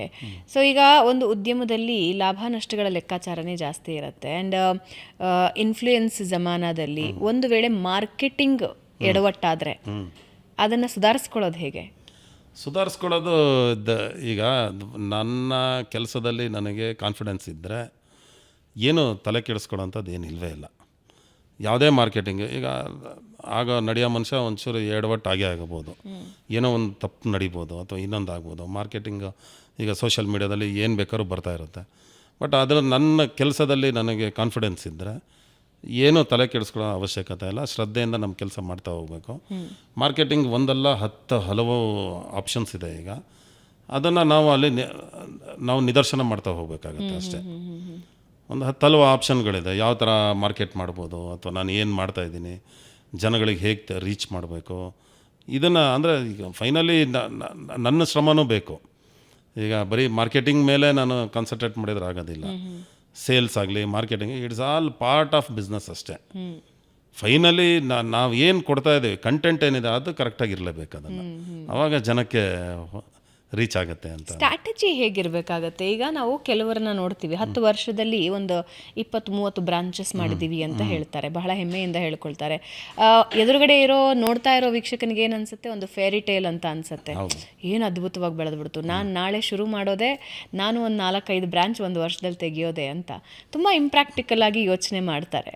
ಬಟ್ ಒಂದು ಉದ್ಯಮನ ಅರ್ಥ ಮಾಡ್ಕೊಳ್ಳೋದು ಹೇಗೆ? ಎಷ್ಟು ಸಮಯ ಬೇಕಾಗುತ್ತೆ ಒಂದು ಉದ್ಯಮ ಸೆಟ್ ಆಗಬೇಕು ಅಂದರೆ?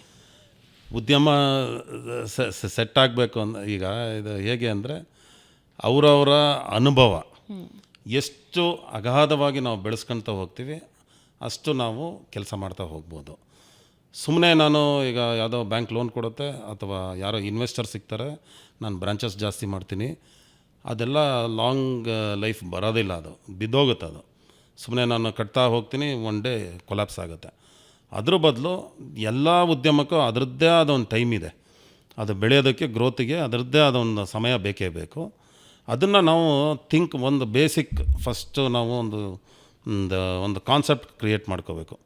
ಈಗ ನಾನು ಹೇಳಿದೆ ಆರ್ಗ್ಯಾನಿಕ್ ರೆಸ್ಟೋರೆಂಟು ಅಥವಾ ಆರ್ಗ್ಯಾನಿಕ್ ಫಾರ್ಮಿಂಗ್ ಮಾಡ್ತಾಯಿದ್ದೀನಿ. ಎಸ್, ನಾನೀಗ ಮಾಡ್ತಾ ಇರೋದು ನಂದಿರೋ 4 ರೆಸ್ಟೋರೆಂಟಿಗೆ ನಾನು ಸರ್ವ್ ಮಾಡ್ಕೋಬೋದು, ಬೆಳೀತಾ ಇರೋದು. ನಾನು ಇನ್ನೊಂದು 6 ಮಾಡ್ತೀನಿ ಅಂದರೆ ಅದಕ್ಕೆ ತಕ್ಕನಾಗಿ ನಾನು ಬ್ಯಾಕ್ ಇಂಟ್ರಿಗೇಷನ್ನು ನಾನು ಕರೆಕ್ಟಾಗಿ ಅಷ್ಟು ಲ್ಯಾಂಡ್ ಇರಬೇಕು, ಔಟ್ಪುಟ್ ಜಾಸ್ತಿ, ಪ್ರೊಡಕ್ಷನ್ ಜಾಸ್ತಿ ಆಗಬೇಕು, ಇದನ್ನೆಲ್ಲ ನಾನು ಮಾಡ್ಕೋಬೇಕು. ಸುಮ್ಮನೆ ಯಾರೋ ಹೇಳಿದರು ಅಂತ ನಾನು ಮಾಡಿದರೆ ನಾಳೆ ದಿವಸ ನಾನು ಇನ್ನೊಬ್ಬರ ಮೇಲೆಲ್ಲ ಡಿಪೆಂಡ್ ಆಗಬೇಕಾಗತ್ತೆ. ಆವಾಗ ನಾನು ಅಲ್ಲಿ ನ್ಯಾಯ ಒದಗಿಸ್ದೇ ಇರ್ಬೋದು. ಆ ನ್ಯಾಯ ಒದಗಿಸ್ದೇ ಇರೋದಕ್ಕೆ ಮಾರ್ಕೆಟು ನನ್ನನ್ನು ಕೆಳಗೆ ಬೀಳಿಸ್ಬೋದು. ಇದೆಲ್ಲ ನಡೆಯುತ್ತೆ.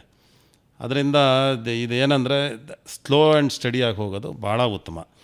ಈಗ ಲಾಸ್ಟ್ ಒಂದು 10 ವರ್ಷದಿಂದ ಹೊಸ ಕಾನ್ಸೆಪ್ಟ್ ಬಂದಿರೋದು, ಕಂಪ್ನಿ ಥರ ಯಾರೋ ಬಂದು ಕಂಪ್ನಿ ಪರ್ಚೇಸ್ ಮಾಡ್ತಾರೆ, ವ್ಯಾಲ್ಯೂಯೇಷನ್ ಮಾಡ್ತಾರೆ. ಇದೆಲ್ಲ ಈಗ ಹೊಸ ಕಾನ್ಸೆಪ್ಟ್ ಬಂದಿರೋದು.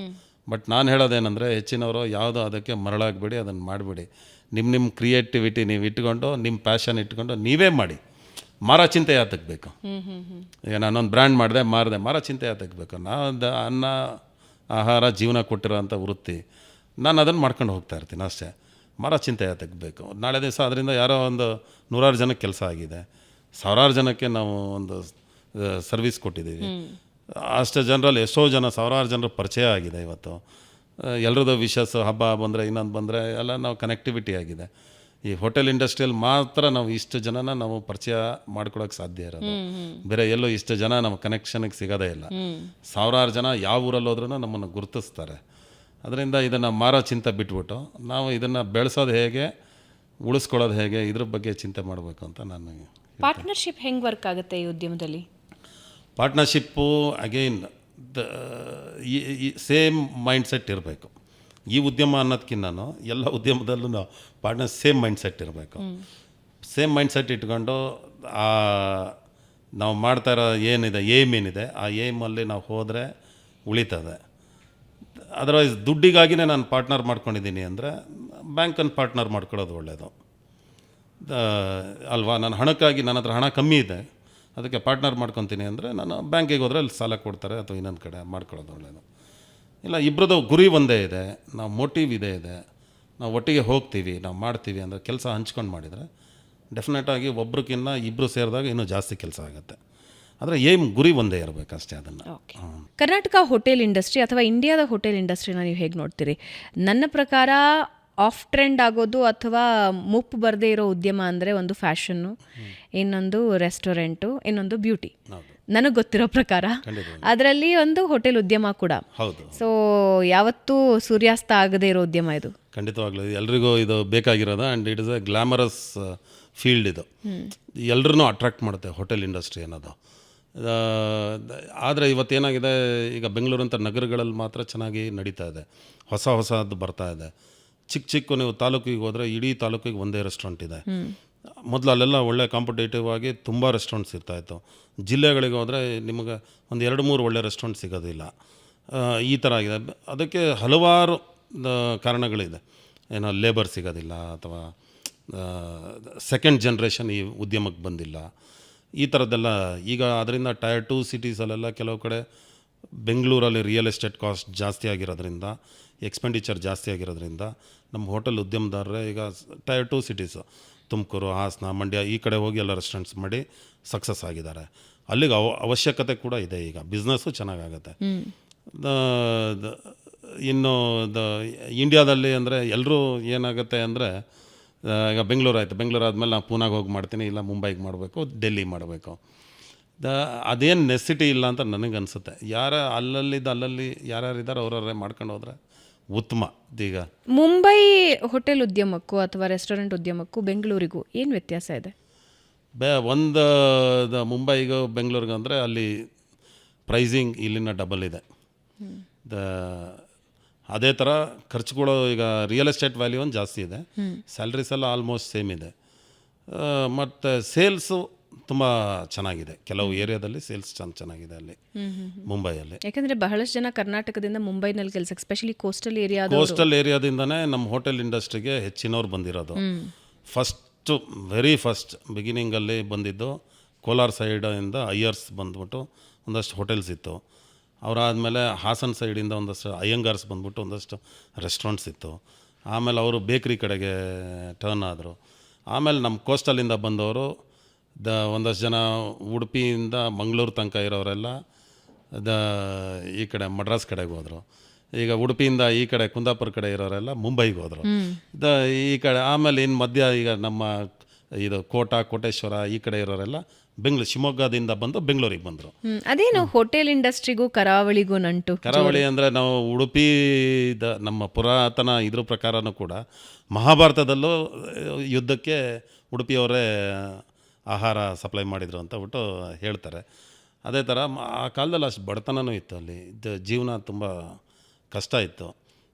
ಮನೆ ತುಂಬ 10-12 ಮಕ್ಕಳು, ಜೀವನ ಮಾಡೋದು ತುಂಬ ತ್ರಾಸದಾಯಕವಾಗಿತ್ತು. ಅದರಿಂದ ಎಲ್ಲ ಪಾಪ ಬಂದಿರೋರು ನಮ್ಮ ಹಿರಿಯರು 10-12 8 ವರ್ಷ 9 ವರ್ಷ ಹುಡುಗರು ಬಂದು ಎಲ್ಲೆಲ್ಲೋ ಕೆಲಸ ಮಾಡಿಕೊಂಡು ತನ್ನದೇ ಒಂದು ಉದ್ಯಮವನ್ನು ಸ್ಥಾಪಿಸಿ ಈಗ ನಮ್ಮಂಥವ್ರಿಗೆಲ್ಲ ಒಂದು ಬಿಟ್ಕೊಟ್ಟು ಎಲ್ಲ ಮಾಡಿದ್ದಾರೆ. ಅವ್ರ ಸಾಧನೆ ಭಾಳ ಜಾಸ್ತಿ ಇದೆ ಬಿಡಿ. ನಾವು ಮಾಡಿರೋದು ಏನಿಲ್ಲ ಅದ್ರ ಮುಂದೆ. ನಮಗೆ ಇವತ್ತು 15 ವರ್ಷದ ಮಗ ಇದ್ರೂ 20 ವರ್ಷದ ಮಗ ಇದ್ರೂ ಮಗು ಅಂತ. ಅವರಿಗೆ 10 ವರ್ಷ 12 ವರ್ಷ 13 ವರ್ಷ ಆ ಸಣ್ಣ ಮಕ್ಕಳಿದ್ದಾಗ ಕೆಲಸಕ್ಕೆ ಬಂದು ಮಾಡಿರೋಂಥದ್ದು. ನಮ್ಮ ತಂದೆಯವರು 13 ವರ್ಷಕ್ಕೆ ಕೆಲಸಕ್ಕೆ ಬಂದವರು. ಅವರು ಬಂದು ಒಂದು ಇಷ್ಟೆಲ್ಲ ಸಾಧನೆ ಅದು ಅಂದರೆ ಎಷ್ಟು ಡಿಸಿಪ್ಲಿನ್ ಇರಬೇಕು. ಈಗ ನೋಡಿ, ನಾವು ಮನೆಯಲ್ಲಿ ಮಕ್ಕಳನ್ನ ಇಟ್ಕೊಂಡ್ರು ಆ ಡಿಸಿಪ್ಲಿನ್ ಬರೋದಿಲ್ಲ. ಇವತ್ತು ಮನೆ ಬಿಟ್ಟು ಹೊರಗಡೆ ಬಂದು ಏನೋ ಒಂದು ಲೈಫ್ ಡಿಸಿಪ್ಲಿನ್, ಆಮೇಲೆ ಫೈನಾನ್ಷಿಯಲ್ ಡಿಸಿಪ್ಲಿನ್, ಪ್ರತಿಯೊಂದನ್ನು ಉಳಿಸ್ಕೊಂಡು ಅದ್ರ ಜೊತೆಗೆ ಎಲ್ಲರೂ ಇಡೀ ಮನೆಯವ್ರನ್ನೆಲ್ಲ ಮೇಲೆ ಸಪೋರ್ಟ್ ಮಾಡಿ ಮೇಲಕ್ಕೆ ತಂದು ಈ ಥರ ಆವತ್ತಿನ ಕಾಲದಲ್ಲಿ ಜನ್ರೇಷನ್ ಆ ಥರ ಮಾಡ್ತಾ ಹೋದರು. ಇವತ್ತೆಲ್ಲ ನಾವು ಸೆಲ್ಫ್ ಸೆಂಟ್ರಿಕ್ ಆಗಿದ್ದೀವಿ. ಇದು ಹೆಚ್ಚಿನ ಯೂತ್ಸ್ ಎಲ್ಲ ನಮ್ಮದು ಸಣ್ಣದು ಫ್ಯಾಮಿಲಿ ಆಗಿದೆ, ನಮ್ಮ ಜೀವನ ನಾವು ನೋಡ್ಕೊಂಡು. ಆವಾಗ ಆ ಥರ ಅಲ್ಲ, ಒಬ್ಬ ಮಗ ಮನೆಯಿಂದ ಹೋಗಿ ಇಡೀ ಕುಟುಂಬನ ಸಾಕ್ತಾಯಿದ್ದ. 10 ಜನ ಇದ್ದರೆ 10 ಜನನ ಸಾಕ್ತಾಯಿದ್ದ. ಅಷ್ಟು ರೆಸ್ಪಾನ್ಸಿಬಲ್ ಆಗಿ ಅವರೆಲ್ಲ ಮಾಡಿರೋದ್ರಿಂದ ನಮಗೆಲ್ಲ ಇವತ್ತು ನಾವೆಲ್ಲ ಉಳ್ಕೊಂಡಿದ್ದೀವಿ. ನಾವು ಅವ್ರು ಕೊಟ್ಟಿರೋ ಮಾರ್ಗದರ್ಶನ ಏನೋ ಒಂದು ಹೇಳ್ಕೊಟ್ಟಿರೋ ಒಂದು ವಿದ್ಯೆಯಿಂದ ನಾವು ಬದುಕ್ತಾ ಇದ್ದೀವಿ ಅಷ್ಟೇ. ವಂಡರ್ಫುಲ್. ಇವಾಗ ₹1 ಖರ್ಚು ಮಾಡ್ತಾ ಇದ್ದೀನಿ ನಾನು ಉದ್ಯಮಿಯಾಗಿ ಅಂತಂದರೆ ಯಾವುದಕ್ಕೆ ಆ ಖರ್ಚು ಹೋಗುತ್ತೆ? ಪೈಸೆ ಲೆಕ್ಕದಲ್ಲಿ ಅದನ್ನು ಹೇಳ್ಬೋದಾ? ನಮ್ಮ ಇಂಡಸ್ಟ್ರಿ ಸ್ಟ್ಯಾಂಡರ್ಡ್ಸ್ ಇರೋದು ಆ್ಯಕ್ಚುಯಲ್ ಸ್ಟ್ಯಾಂಡರ್ಡ್ಸ್. ನಾನು BHM ಓದಿರೋದು, ಬ್ಯಾಚುಲರ್ ಆಫ್ ಹೋಟೆಲ್ ಮ್ಯಾನೇಜ್ಮೆಂಟು. ಅದ್ರ ಪ್ರಕಾರ ನಡೆಯೋದಿಲ್ಲ ಈಗ. ಬಟ್ ಮಿನಿಮಮ್ ಈಗ ಏನಂದರೆ ಲೇಬರ್ ಕಾಸ್ಟ್ ಜಾಸ್ತಿ ಆಗಿದೆ. ರೆಂಟ್ ನಮ್ಮ ಇಂಡಸ್ಟ್ರಿ ಸ್ಟ್ಯಾಂಡರ್ಡ್ಸ್ ಇರೋ 10% of the sale is rent. But ಇವತ್ತು ರೆಂಟು ಬೆಂಗಳೂರಲ್ಲಿ ₹200 ₹300 ₹400 ಸ್ಕ್ವೇರ್ ಫೀಟಿಗೆ ಆಗಿರೋದ್ರಿಂದ ಅದು ಮೇಲಕ್ಕೆ ಹೋಗಿದೆ. ಆಮೇಲೆ ಸ್ಯಾಲ್ರೀಸ್ ಇದು 15% ಅಂತಾಯಿತು. ಯಾವುದೇ ಕಾರಣಕ್ಕೂ 25% ಕಮ್ಮಿ ಮಾಡೋಕ್ಕೆ ಸಾಧ್ಯನೇ ಇಲ್ಲ. ಆಮೇಲೆ ಫುಡ್ ಕಾಸ್ಟ್ ಶುಡ್ ಬಿ 30% ಅಂತಾಯಿತು. ಯಾವುದೇ ಕಾರಣಕ್ಕೂ ಮಾಡೋಕ್ಕೆ ಸಾಧ್ಯ ಅಂದರೆ ಸಬ್ಸ್ಟ್ಯಾಂಡರ್ಡ್ ಅಥವಾ ಇನ್ನೊಂದು ಏನೋ ಮಾಡಿದ್ರು ಏನು ಮಾಡ್ಬೋದು, ಬಟ್ ಜನನೂ ಅಕ್ಸೆಪ್ಟ್ ಮಾಡೋದಿಲ್ಲ ಇವತ್ತು. ಅದೆಲ್ಲ every people wants rich food ಇವತ್ತು.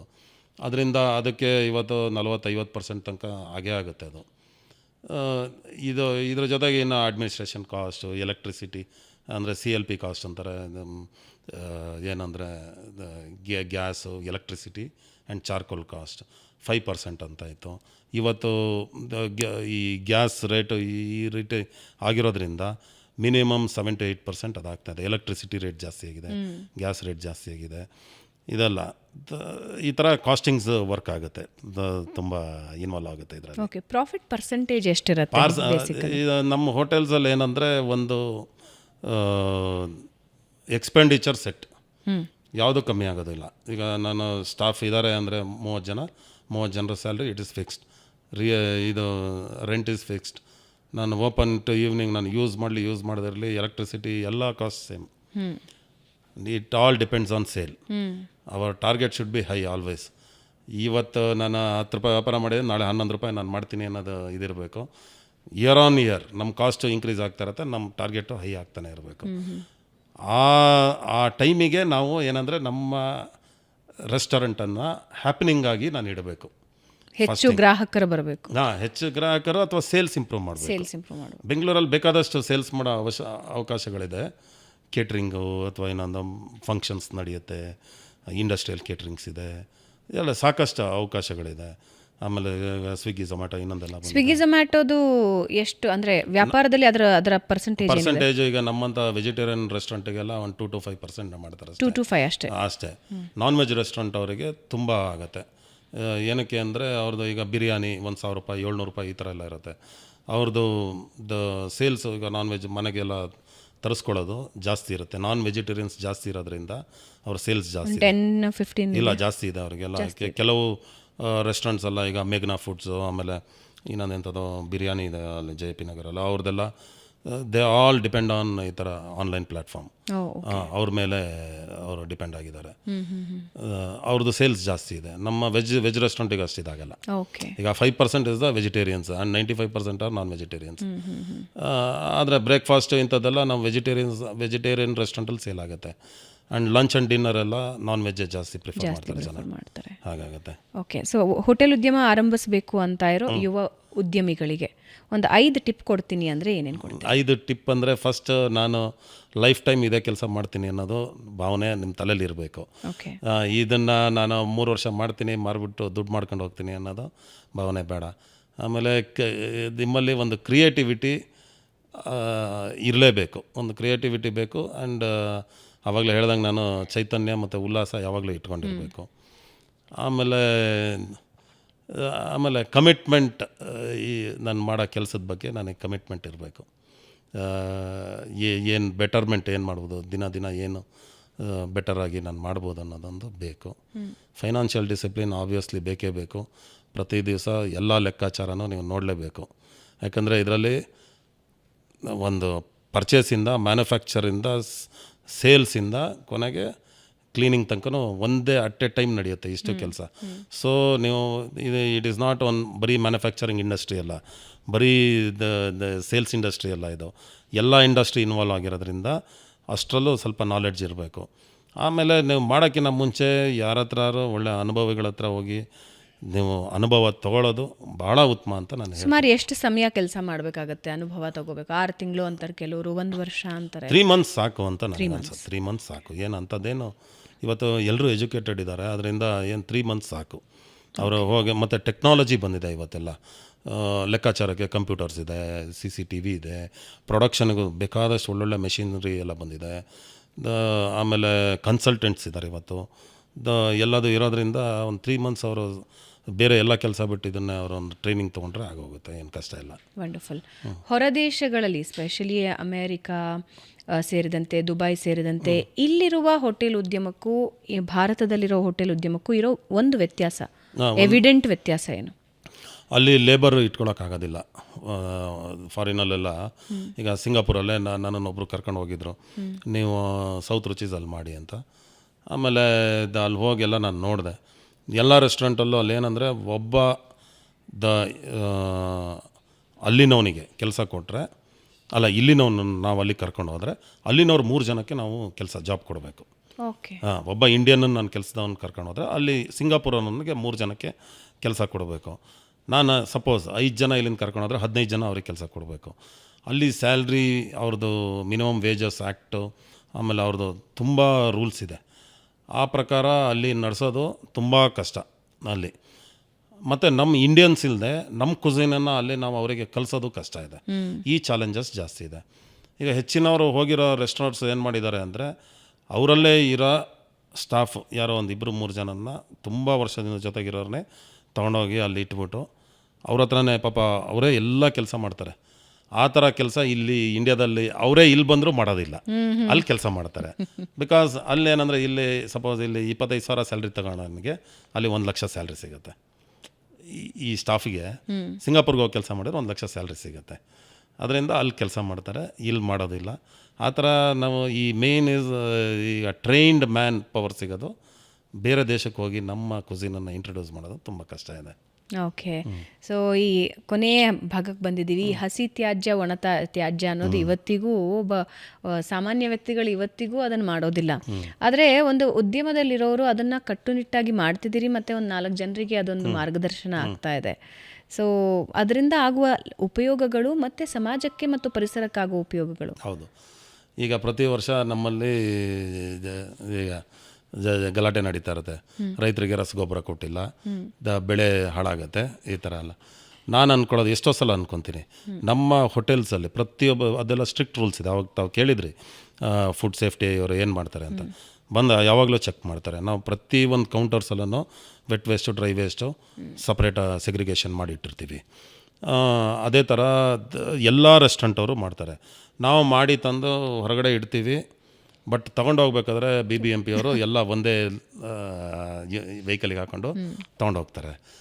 ಆಮೇಲೆ ಈ ಸೆಗ್ರಿಗೇಷನ್ ಅನ್ನೋದು ನಾವು ಇಷ್ಟು ವರ್ಕ್ ಮಾಡಿರೋದು ಅಲ್ಲಿ ವೇಸ್ಟ್ ಆಯಿತು. ಆಮೇಲೆ ಇದರಿಂದ ನೋಡಿ, ಈಗ ಬೆಂಗಳೂರಲ್ಲಿ 1/3 of the population of Karnataka ಬೆಂಗಳೂರಲ್ಲೇ ಇದೆ. ಆ್ಯಂಡ್ ಹೈಯೆಸ್ಟ್ 1/3 ಎಕಾನಮಿ ಇಲ್ಲೇ, 1/3 ಆ್ಯಂಡ್ 2/3 ಎಕಾನಮಿ ಇಲ್ಲಿಂದನೇ ಬರುತ್ತೆ. ಇಲ್ಲಿ ಬರೋಷ್ಟು ಕಸ ಬೇರೆ ಎಲ್ಲೂ ಬರೋದಿಲ್ಲ. ಇದನ್ನು ನಾವು ಕರೆಕ್ಟಾಗಿ, ಕಸದ್ದು ಒಂದು ಮಾಫಿಯಾ ಆಗೋಗಿದೆ ಇಲ್ಲಿ ಬೆಂಗಳೂರಲ್ಲಿ. ನಾನು ಹೇಳಿರೋದಂತಲ್ಲ, ಇತ್ತೀಚೆಗೆ ಮೊನ್ನೆ ಯಾರೋ ಒಬ್ಬರು ಮಿನಿಸ್ಟ್ರೇ ಹೇಳಿದ್ದಾರೆ. ಇದೆಲ್ಲ ಹೋಗಬೇಕು. ಏನಂದರೆ ಈ ವೆಟ್ ವೇಸ್ಟ್ ಏನಿದೆ ಅದನ್ನು ತಗೊಂಡೋಗಿ ಇವರು ಆರ್ಗ್ಯಾನಿಕ್ ಮೆನ್ಯೂರ್ ಮಾಡ್ಬೋದು, ಕಂಪ್ರೆಸ್ಡ್ ಬಯೋಗ್ಯಾಸ್ ಮಾಡ್ಬೋದು. ನಾವು ಆವಾಗ ಈ LPG ಯೂಸ್ ಮಾಡೋದನ್ನು ಕಮ್ಮಿ ಮಾಡ್ಬೋದು. ಕಂಪ್ರೆಸ್ಡ್ ಬಯೋಗ್ಯಾಸನ್ನು ತಂದು ರೆಸ್ಟೋರೆಂಟಿಗೆ ಅದು ಡೊಮೆಸ್ಟಿಕ್ ಯೂಸಿಗೆ ಎಲ್ಲದಕ್ಕೂ ಸಪ್ಲೈ ಮಾಡ್ಬೋದು ಸರ್ಕಾರ, ಅಥವಾ ಯಾರು ಪ್ರೈವೇಟ್ ಅವ್ರು ಮಾಡಿದರೆ ಪ್ರೈವೇಟ್ ಅವ್ರಿಗೆ ಕೊಟ್ಟರು ಮಾಡ್ತಾರೆ. ಆ್ಯಂಡ್ ಈ ಡ್ರೈ ವೇಸ್ಟನ್ನು ಇವರು ಬೇರೆ ಏನಾದ್ರು ರೀಯೂಸ್ ಮಾಡಿ ಏನಾದ್ರು ಮಾಡೋವಂಥದ್ದನ್ನು ಮಾಡ್ಕೋಬೋದು. ಇಡೀ ಕರ್ನಾಟಕ ಗೊಬ್ಬರನ ಬೆಂಗಳೂರಲ್ಲಿ ಬರೋ ತ್ಯಾಜ್ಯದಿಂದನೇ ಎಲ್ರಿಗೂ ಫ್ರೀ ಆಫ್ ಕಾಸ್ಟಲ್ಲಿ ಕೊಡ್ಬೋದು. CBG compressed biogas, it is not in as inflammable as LPG. And ನೇಚರ್ಗೂ ಒಳ್ಳೆಯದದು. ಅದನ್ನೇನು ಬಂದ್ ಮಾಡೋದ್ರಿಂದ ಪೊಲ್ಯೂಷನ್ ಹಾಳಾಗೋದಿಲ್ಲ. ಅದನ್ನು ನಾವು ಬೆಂಗಳೂರಿಗೆಲ್ಲ ಎಲ್ಲ ಹೋಟೆಲ್ಸಿಗೆ ಅಥವಾ ಇನ್ನೊಬ್ಬರಿಗೆ ಸಪ್ಲೈ ಮಾಡ್ಬೋದು. ಇದನ್ನು ಸರ್ಕಾರಗಳು ಇದನ್ನು ಜವಾಬ್ದಾರಿಯುತವಾಗಿ ತೊಗೊಂಡು ಪ್ಲ್ಯಾನ್ ಮಾಡಿದರೆ ತೊಗೊಂಡೋಗಿ ಎಲ್ಲೆಲ್ಲೋ ಡಂಪ್ ಮಾಡ್ತಾರೆ ಬೆಂಗಳೂರಲ್ಲಿ. ಅಷ್ಟು ಏರಿಯಾ ಹಾಳು, ಅಲ್ಲಿ ಏನೇನೋ ನೊಣಗಳು ಇನ್ನೊಂದೆಲ್ಲ ಬ್ರೀಡ್ ಆಗುತ್ತೆ. ಅದರ ಅಕ್ಕಪಕ್ಕ ಇರೋ ರೈತರು, ಜನಗಳು, ಎಲ್ಲರ ಜೀವನಗಳು ಹಾಳಾಗ್ತಾಯಿದೆ. ಇದರಿಂದ ವೇಸ್ಟ್ ಆಫ್ ಎವ್ರಿಥಿಂಗ್ ಆ್ಯಂಡ್ ಮನಿ ಎಲ್ಲದು, ಜನರ ಜೀವನನೂ ಹಾಳಾಗ್ತಾಯಿದೆ. ಅದರಿಂದ ಇದನ್ನು ಏನಂದರೆ ಪಾಸಿಟಿವ್ ಆಗಿ ತೊಗೊಂಡು ನಾವು ಇದನ್ನು ಸರಿಯಾದ ರೀತಿಯಲ್ಲಿ ಯೂಸ್ ಮಾಡಿಕೊಂಡ್ರೆ ಕಸದಿಂದ ರಸ ಮಾಡಿ ಸರ್ಕಾರಕ್ಕೂ ಒಂದು ಒಳ್ಳೆಯ ಆದಾಯನೂ ಆಗುತ್ತೆ. ನಾಳೆ ದಿವಸ ಇದು ನಮ್ಮ ನೇಚರ್ಗೂ ತುಂಬ ಒಳ್ಳೆಯದಾಗುತ್ತೆ. ಆ್ಯಂಡ್ ಇಚ್ಛಾಶಕ್ತಿ, ಸರ್ಕಾರದ ಇಚ್ಛಾಶಕ್ತಿ ಕೊರತೆ ಇಲ್ಲಿ ಅಂತ ಕಾಣುತ್ತೆ ಪ್ರತಿ ಸಲ. ಹೌದು, ಖಂಡಿತವಾಗ್ಲೂ ಸರ್ಕಾರದಲ್ಲಿ ಏನಾಗಿದೆ, ನಾನು ಅಂದ್ಕೊಳ್ಳೋದು ಎಲ್ಲದಕ್ಕೂ ಡಿಪಾರ್ಟ್ಮೆಂಟ್ಸ್ ಇದೆ, ಕೋಆರ್ಡಿನೇಷನ್ ಇಲ್ವೋ ಅಥವಾ ಇಚ್ಛಾಶಕ್ತಿ ಇಲ್ವೋ. ಯಾರು ಒಬ್ಬ ಇದು ಏನು ಎಲ್ಲರೂ ಸೇರಿ ಮಾಡದೇ ಇದ್ರೂ ಒಬ್ಬಂಗಾದರೂ ಆ ಇಚ್ಛಾಶಕ್ತಿ ಇದ್ದರೆ ಖಂಡಿತವಾಗ್ಲೂ ಮಾಡ್ಬೋದು. ಒಬ್ಬನಾದರೂ ಸರಿಯಾಗಿ ಯೋಚನೆ ಮಾಡಬೇಕು. ಇದನ್ನು ಎಲ್ಲರೂ ಏನು ಇದು ಆಗೋದೇ ಇಲ್ಲ ಅಂತ ಅಂದ್ಕೊಂಡ್ರೆ ಆಗೋದೇ ಇಲ್ಲ. ಖಂಡಿತ ಈಗ ಅವ್ರು ಏನು ಹೇಳಿದ್ದಾರೆ, ಮನೆಯವರು ಪಾಲಿಸ್ತಾ ಇದ್ದಾರೆ ಇವತ್ತು. ಯಾವುದೇ ಸ್ವಲ್ಪ ಎಜುಕೇಟೆಡ್ ಮನೆಯಲ್ಲೂ ಕೂಡ vet waste, dry waste, sanitary waste ಎಲ್ಲದನ್ನು ಸಗ್ರಿಗೇಟ್ ಮಾಡಿ ತಂದು ಹೊರಗಡೆ ಇಡ್ತಾರೆ. ಜನಗಳು ಪಾಲಿಸ್ತಾ ಇದ್ದಾರೆ. ಬಟ್ ಇದರಲ್ಲಿ ಕೊರತೆ ಕಾಣ್ತಾ ಇರೋದು ಸರ್ಕಾರದ್ದು. ಸರ್ಕಾರ ಇದನ್ನು ಜವಾಬ್ದಾರಿ ತೊಗೊಂಡು ಇದಕ್ಕೆ ಯಾರು ಜವಾಬ್ದಾರಿ ಇದೆ ಅವರೊಬ್ಬರು ತೊಗೊಂಡು ಮಾಡಿದರೆ ಖಂಡಿತವಾಗ್ಲೂ ಸರ್ಕಾರಕ್ಕೂ ಆದಾಯ ಆಗುತ್ತೆ. ನಾವು ಆವಾಗ ಈ LPG ಮೇಲೆ ಇನ್ನೊಂದ್ರ ಮೇಲೆ ಡಿಪೆಂಡ್ ಆಗೋ ಅಷ್ಟೇನಿಲ್ಲ. ಯೂರಿಯಾ ಅಥವಾ ಇನ್ನೊಂದು ಯಾವುದೋ ಪೆಸ್ಟಿಸೈಡ್ ಅಥವಾ ಇನ್ನೊಂದು ಗೊಬ್ಬರಗಳ ಮೇಲೆ ಡಿಪೆಂಡ್ ಆಗೋ ಅಷ್ಟೇನಿಲ್ಲ. ಎಲ್ಲ ಇದರಿಂದನೇ ಎಲ್ಲದನ್ನು ನಾವು ಮಾಡ್ಬೋದು.